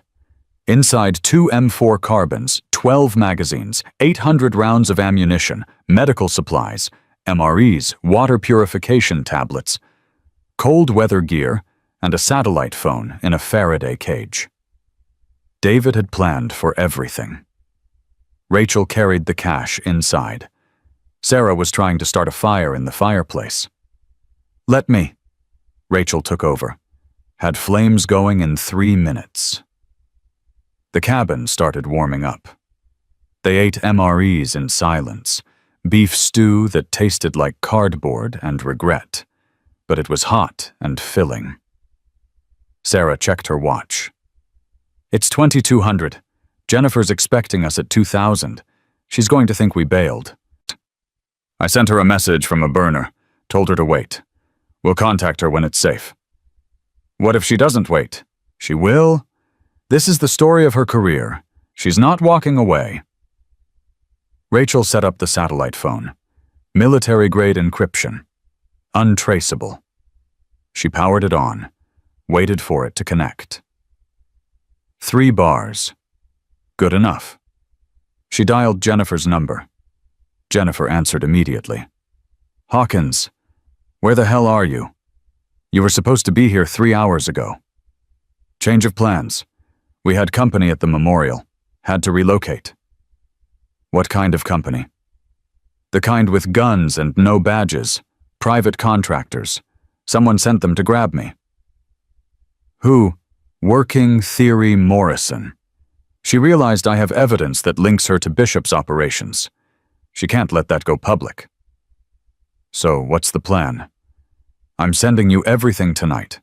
Encrypted files, financial records, communications, Morrison's payments, the whole network. You publish it all. Tomorrow morning. Front page, no holding back.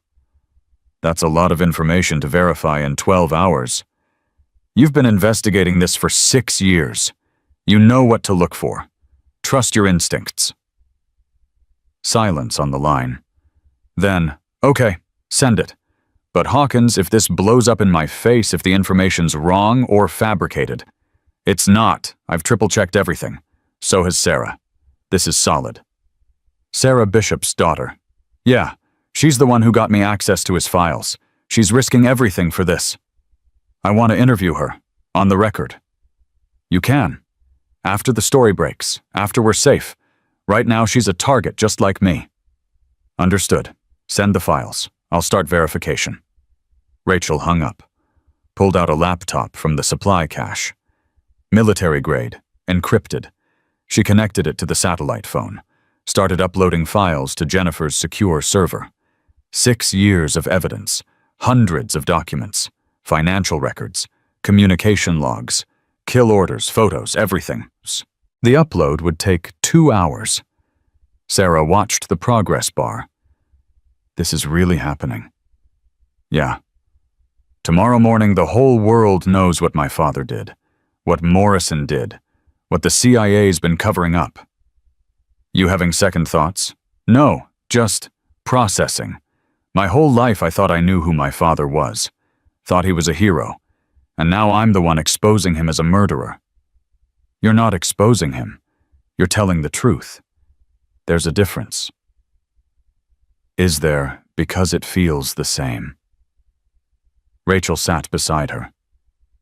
When I was in Pakistan, after Kandahar, I spent 6 months in a hospital bed thinking about revenge, about killing Bishop, about making him suffer the way my team suffered.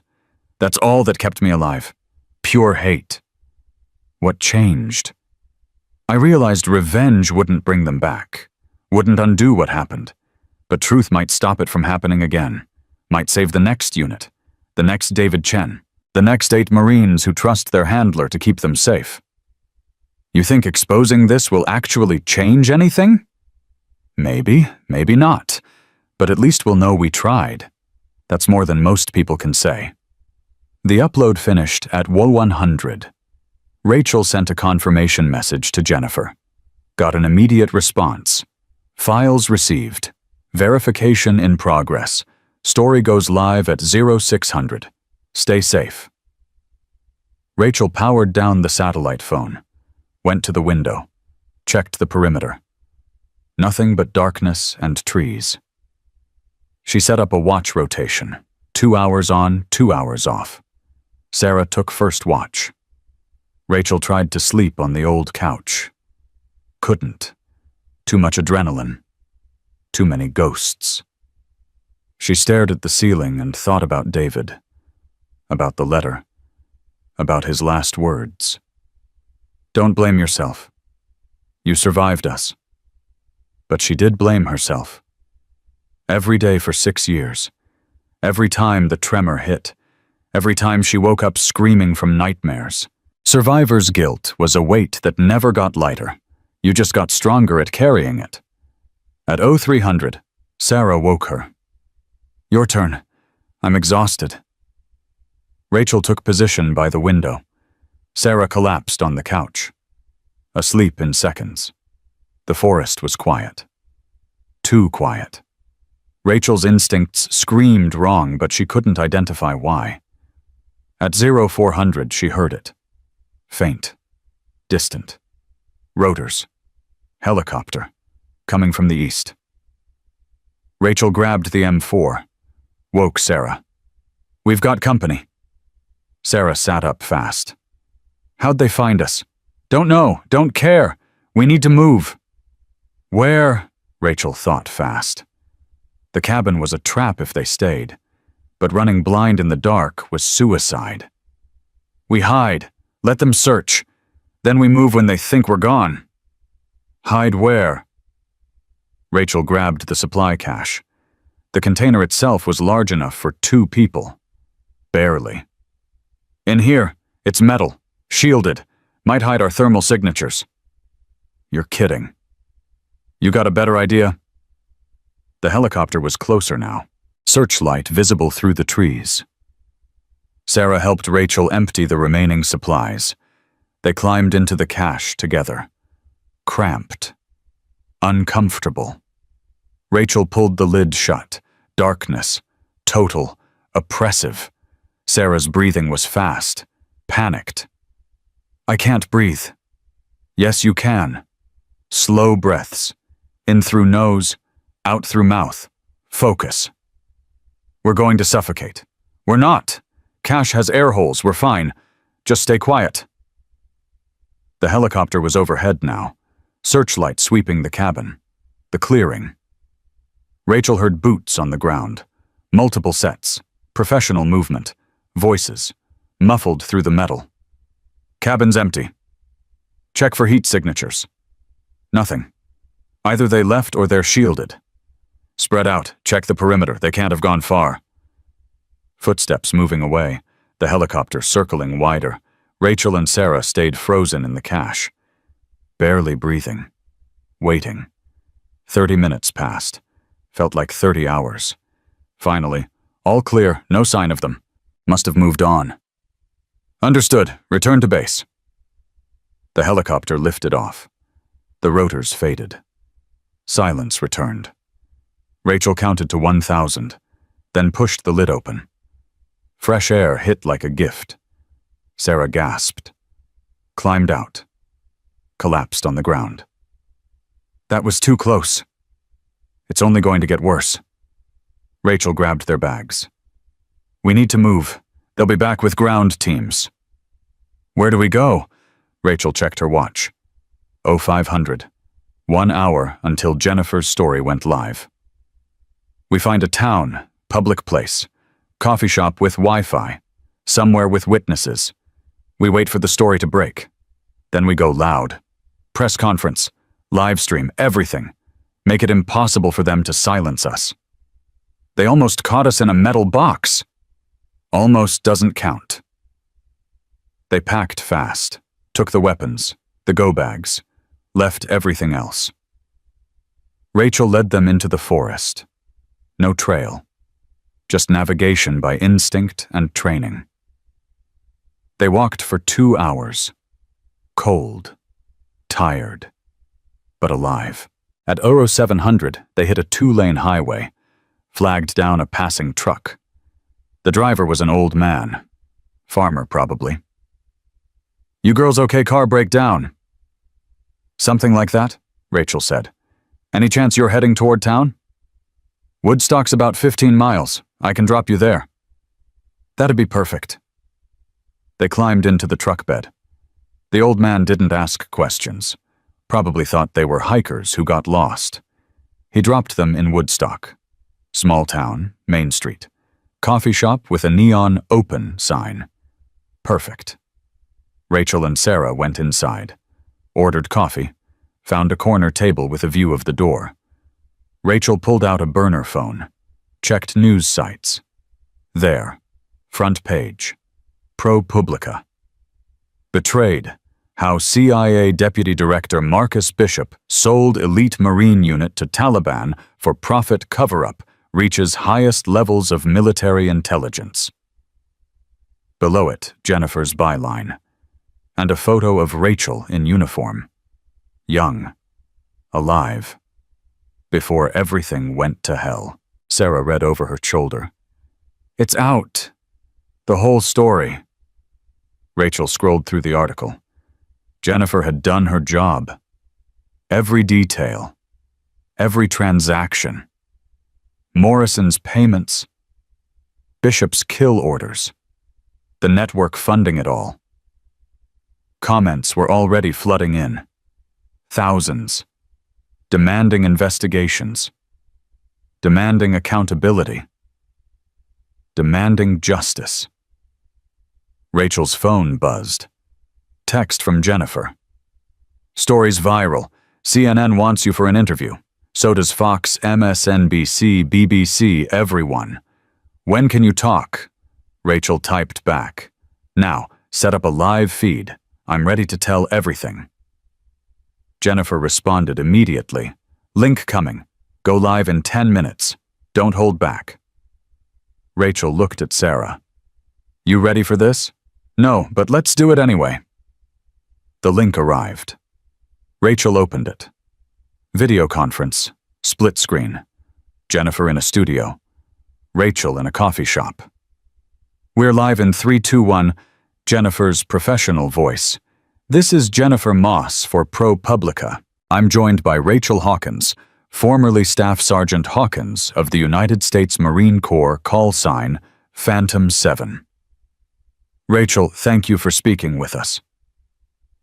Rachel looked into the camera, into the eyes of millions of people watching. "Thank you for giving me the chance to tell the truth." Let's start at the beginning. September 17th, 2019. Kandahar. Tell us what happened. Rachel took a breath. The tremor hit. 4.7 seconds. But this time she didn't hide it. "My unit was betrayed by Marcus Bishop, CIA Deputy Director. He sold us to the Taliban for $3 million. Gave them our coordinates, our patrol routes, our extraction points. And when they hit us when they killed my brothers and sisters, he made sure no backup was coming. Made sure we died alone. And you survived. By luck.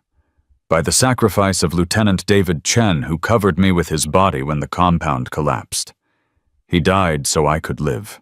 And I spent 6 years trying to make that mean something. Is that why you came forward now? Why you made that impossible shot at Camp Pendleton? I came forward because I'm tired of letting the guilty hide behind classification and clearance levels. Because 8 Marines died, and their families deserve the truth. Because it's still happening. Bishop's network is still active, still running black operations, still profiting from betrayal. And I'm done letting them get away with it. Jennifer leaned forward. What do you want people to know? Rachel looked directly into the camera. I want people to know that your government can kill you and call it classified, can betray you and call it national security, can erase you and call it necessary. And I want people to demand better, demand accountability, demand truth, because the next unit to die might have someone you love in it. What happens to you now? I don't know. Maybe I testify before Congress. Maybe I disappear again. Maybe they finally succeed in killing me. But at least the story's out. At least people know. That's worth dying for. Rachel Hawkins, thank you for your courage. Thank you for listening. The feed ended. Rachel set down the phone. Her hands were shaking. Not from fear, from release. 6 years of carrying the truth. 6 years of hiding. 6 years of being dead. Finally over. Sarah grabbed her hand. You did it. We did it. The coffee shop door opened. 3 men walked in. Suits, federal agents probably, but they didn't draw weapons, didn't approach aggressively. The lead agent stopped 10 feet away. Ms. Hawkins, my name is Special Agent Thomas Chen, FBI. I'm David Chen's brother. Rachel stood slowly. David never mentioned. He kept his family separate from his work, for safety. But I've been tracking Bishop for 3 years, ever since I found out what really happened to my brother. Your interview just gave me everything I need for a federal indictment. You're arresting me. No, I'm protecting you. You're a federal witness now, the most valuable one we've got, and I'm making damn sure you live long enough to testify. Rachel looked at Sarah, then back at Agent Chen. What about General Morrison? Already in custody, arrested 30 minutes ago. Bishop's lawyering up, but it won't matter. With your testimony and the evidence you provided, we've got enough to bury them both. And everyone above them. How high does it go? Deputy Secretary of Defense, 3 senators, 2 major defense contractors, and about 40 mid-level intelligence officers who looked the other way. This is the biggest intelligence scandal since Iran-Contra. You just brought down an empire. Rachel sat back down, the weight finally lifting. David would be proud. He'd be pissed you took so long.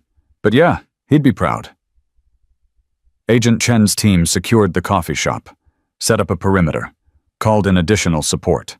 Within an hour, Rachel and Sarah were in federal protective custody. Safe, alive, free. The story exploded across every media outlet. Congress announced emergency hearings. The president promised a full investigation. The Department of Defense launched an internal review. And in a small coffee shop in Woodstock, Virginia, Rachel Hawkins finally allowed herself to believe it was over. That justice might actually exist, that David's sacrifice hadn't been in vain. She looked at the pink rifle case sitting beside her, the weapon that started everything, the impossible shot that changed everything. And she smiled. Because sometimes the deadliest weapon isn't the one you take seriously. It's the one you laugh at until it's too late. The congressional hearing room smelled like old wood and power. Rachel sat at the witness table 3 months later. February cold, seeping through the windows, her hands in her lap, the tremor steady. 4.7 seconds. Behind her, the gallery was packed. Press. Veterans. Families of the fallen. Lisa Chen sat in the front row holding a photo of David in uniform. The committee chairman banged his gavel. Senator William Hartley, 60-something, former Army Ranger, face like carved granite. This hearing will come to order. We're here today to investigate Operation Phantom Protocol, the systematic betrayal of United States Marines by elements within the Central Intelligence Agency and the Department of Defense. Ms. Hawkins, you're under oath. Do you understand? Yes, Senator. Then let's begin. Tell us about September 17th, 2019. Rachel had told this story 100 times. To FBI agents, to military investigators, to journalists. Each time it got a little easier, and a little harder. My unit Phantom 7 was conducting reconnaissance in Kandahar province. We'd been tracking Taliban supply routes for 3 weeks. Our handler was Marcus Bishop, then station chief for CIA operations in Afghanistan. And something went wrong that night. Everything went wrong. At 0300 hours, we were hit by a coordinated Taliban assault. RPGs, small arms.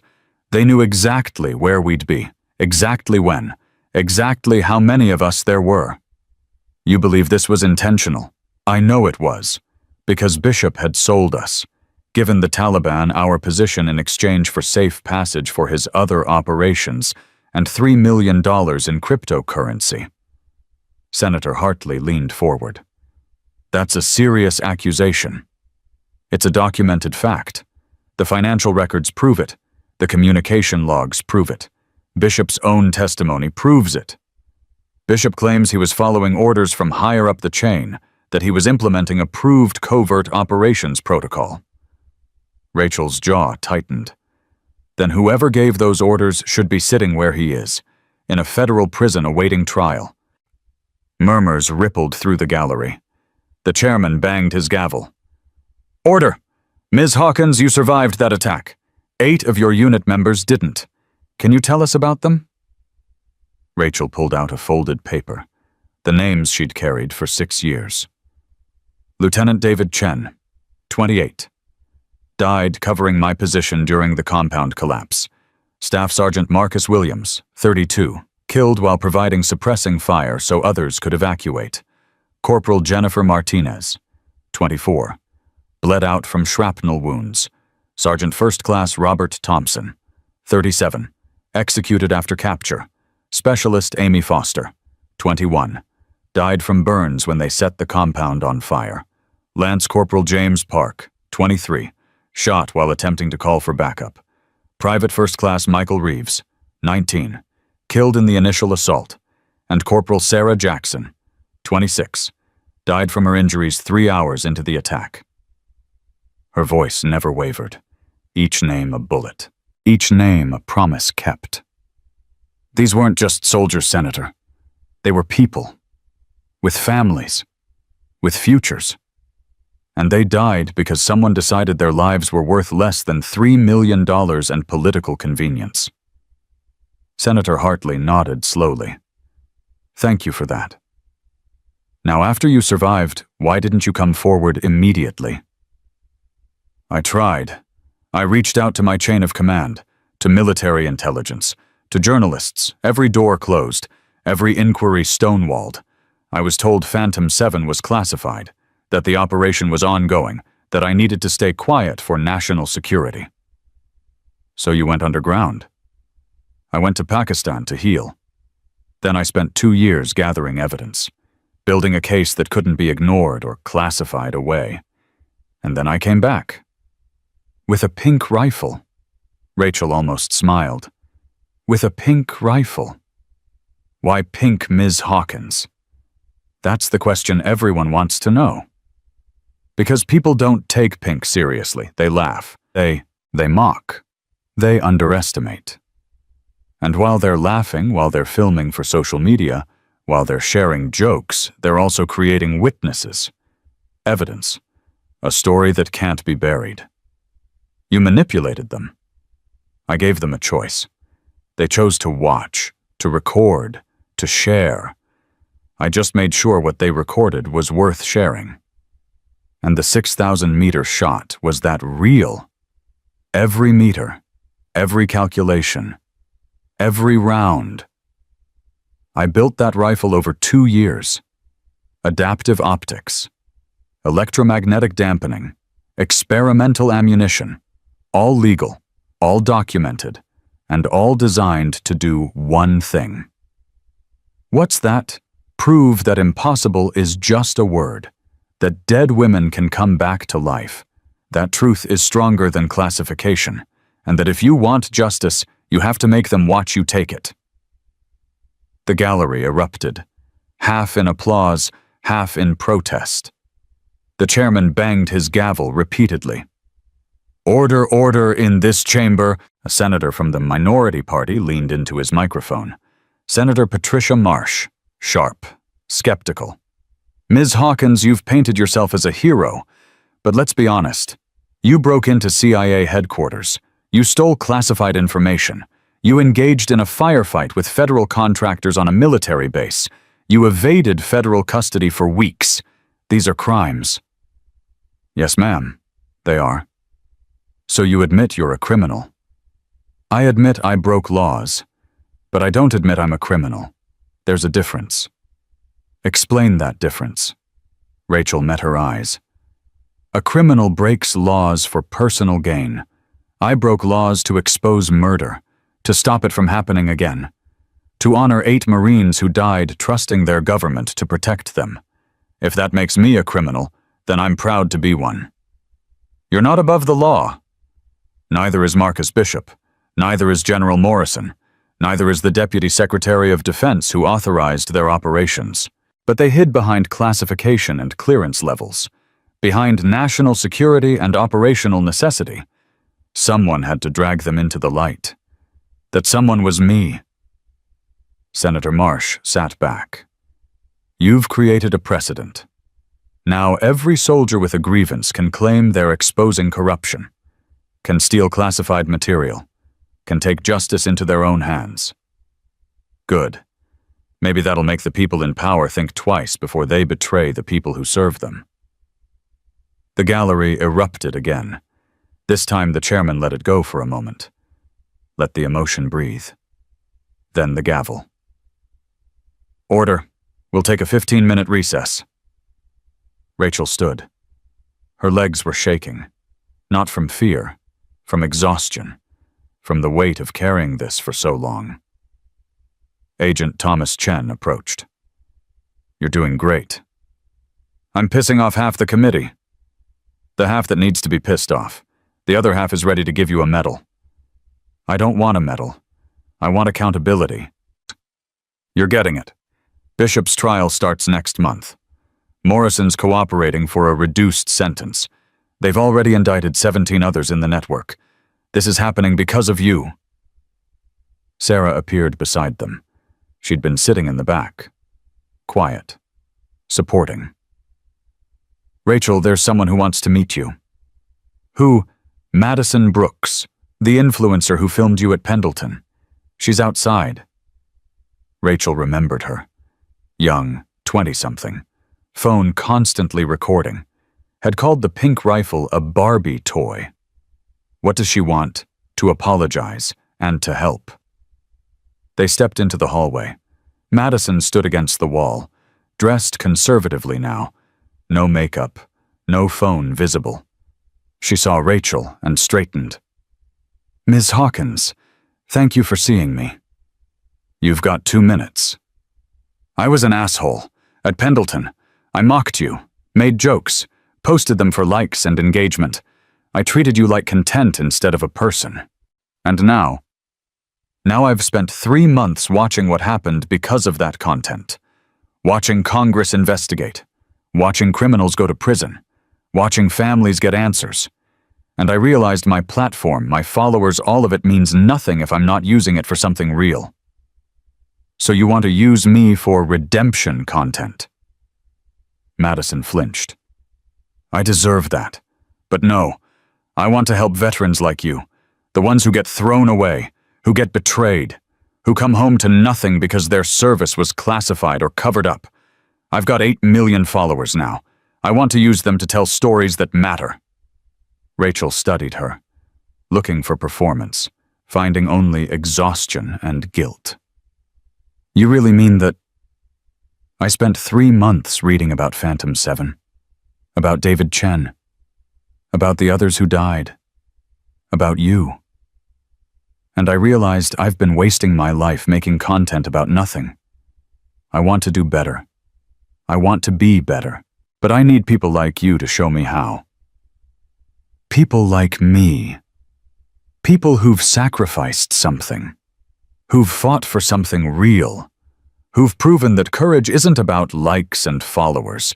It's about standing up when everyone tells you to stay down. Rachel handed her a card. Agent Chen's contact information. You want to help start here? The FBI's building cases against 40 more people in Bishop's network. They need researchers, people who can track financial records, connect dots, find evidence. It's boring work. No cameras, no glory, just spreadsheets and patience. You willing to do that? Madison took the card. Yes, absolutely. Then prove it. Come back in 6 months and show me what you've found. If it's real work, if you've actually helped, then we'll talk about how to use your platform. Thank you. I won't let you down. Don't thank me. Thank the 8 Marines who died so you'd have the freedom to make stupid videos. Then honor them by doing something worthwhile. Madison nodded. Walked away. Whether she'd follow through was anyone's guess. But Rachel had learned to hope. The hearing reconvened. This time the questions were gentler, more personal. Senators asking about recovery, about trauma, about what veterans needed. Rachel answered honestly. We need people to stop thanking us for our service and start holding the people who betray that service accountable. We need mental health care that's actually accessible.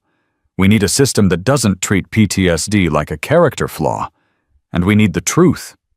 Always the truth. Even when it's classified. Even when it's ugly. Especially then. At 1700 hours, the chairman called for final statements. Senator Hartley looked directly at Rachel. Ms. Hawkins, this committee will be issuing recommendations for systemic reform of covert operations oversight.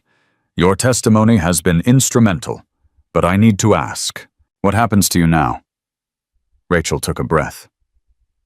I don't know, Senator. The FBI wants me in witness protection. The Marine Corps wants to restore my rank and service record. The media wants me to write a book. Everyone wants me to be something. What do you want?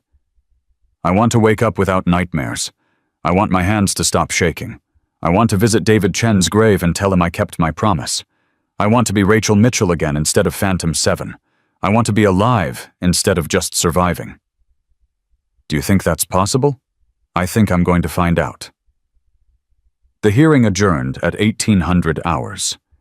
Rachel walked out to find Rodriguez and Sullivan waiting in the hallway, both in dress blues, both grinning. Rodriguez saluted. Staff Sergeant Hawkins, good to see you. Rachel returned the salute. Gunny, Master Sergeant, what are you doing here? Came to watch you make senators squirm, Sullivan said. Worth the drive from Pendleton. How's the range? Different. The long plate's got a plaque now.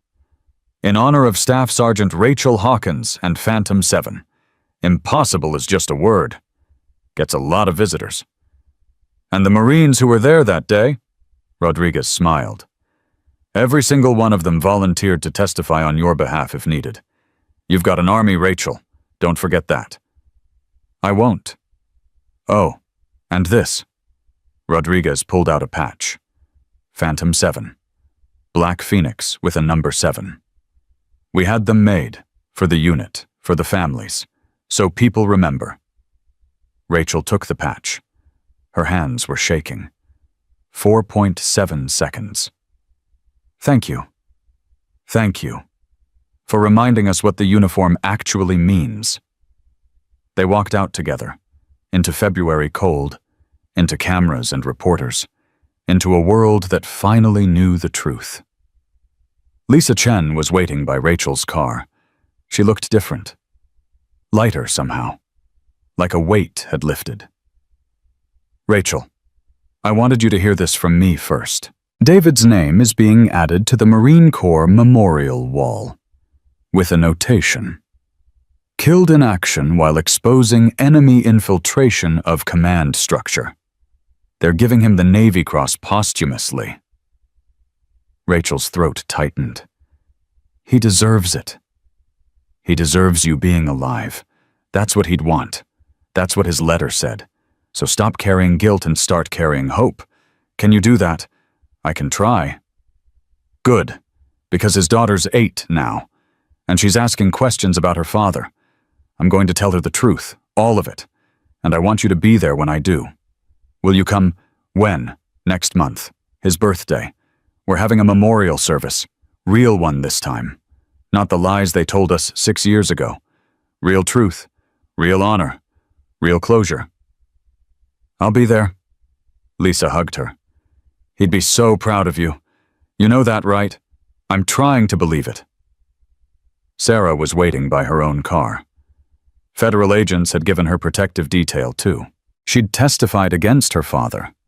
Against Morrison. Against everyone. Some families survived that.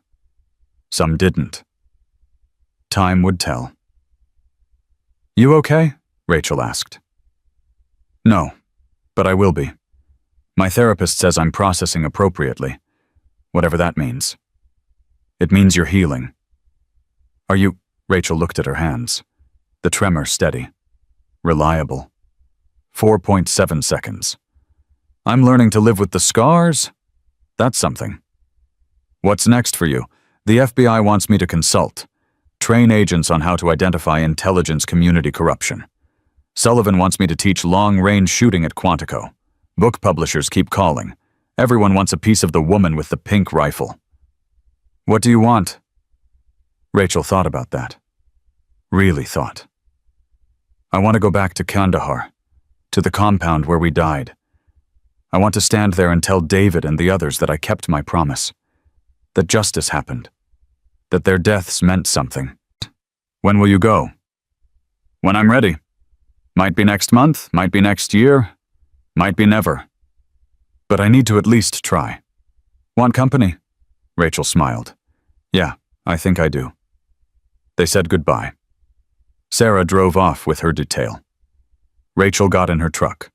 The pink rifle case lay across the back seat where it always did. She pulled out of the parking garage into DC traffic, heading toward a safe house, toward another debrief, toward whatever came next. Her phone buzzed. Text from Jennifer Moss. Article just won the Pulitzer. Thank you for trusting me with your story. Rachel smiled. Typed back, thank you for telling it right. Another text. This one from Tyler Webb, the young Marine who'd mocked her at Pendleton. Ma'am, I'm applying to Scout Sniper School because of what you showed us. That discipline and precision matter more than ego. Thank you for the lesson.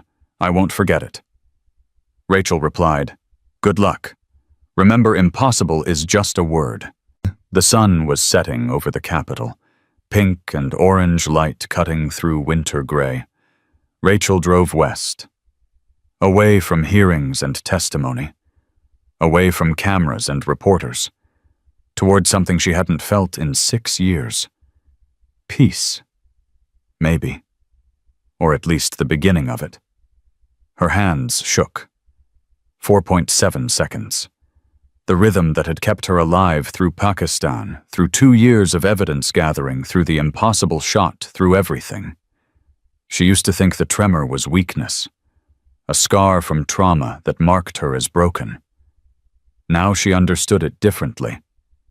It was a metronome, a heartbeat, a reminder that she was still here, still fighting, still breathing, still alive when 8 others weren't. And that came with responsibility, to tell their stories, to honor their sacrifice, to make sure their deaths bought something more than $3 million and a cover-up. Rachel pulled over at a gas station, filled up, bought coffee that tasted like hot regret. Standing in the parking lot, she pulled out her phone one more time, dialed a number she'd saved 6 years ago, but never called. Her mother answered on the 3rd ring. Hello? Mom, it's Rachel. Silence, then crying. Oh my God. Baby, is it really you? Yeah, Mom, it's really me. They told me you were dead. 6 years ago. I buried an empty casket. I mourned you. And now you're alive. It's complicated. But yes, I'm alive. And I'm sorry I couldn't contact you before. I'm sorry for everything. Where are you? DC. Just finished testifying before Congress. I've been watching, on the news, my daughter, my baby girl, taking on the government, making them answer for what they did. I'm so proud of you, and so angry it took this for them to listen. Will you let me visit?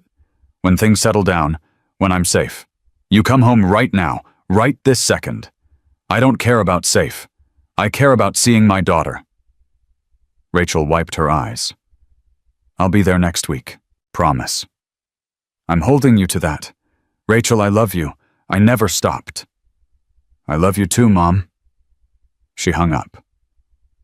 Got back in the truck, drove north toward Pennsylvania, toward home, toward a mother who'd grieved a daughter who'd never actually died, toward reconciliation, toward family, toward whatever came after surviving. The pink rifle case rattled in the back seat. Rachel glanced at it in the rearview mirror. That rifle had started everything. One impossible shot that forced the world to pay attention. That made 32 Marines witnesses. That made a dead woman real again. But it was more than just a weapon. It was a statement. A message. a promise. That strength comes in unexpected colors.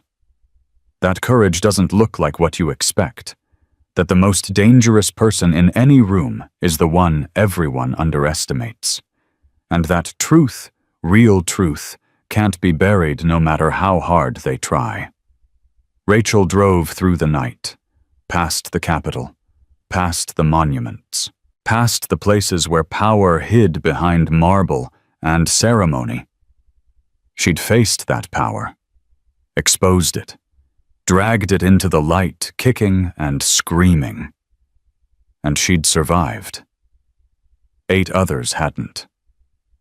Their names were carved in stone now, their stories told, their sacrifice honored. That was worth every scar, every nightmare, every tremor. Rachel Mitchell, formerly Staff Sergeant Rachel Hawkins. Phantom 7 drove toward tomorrow with steady hands and an unsteady heart.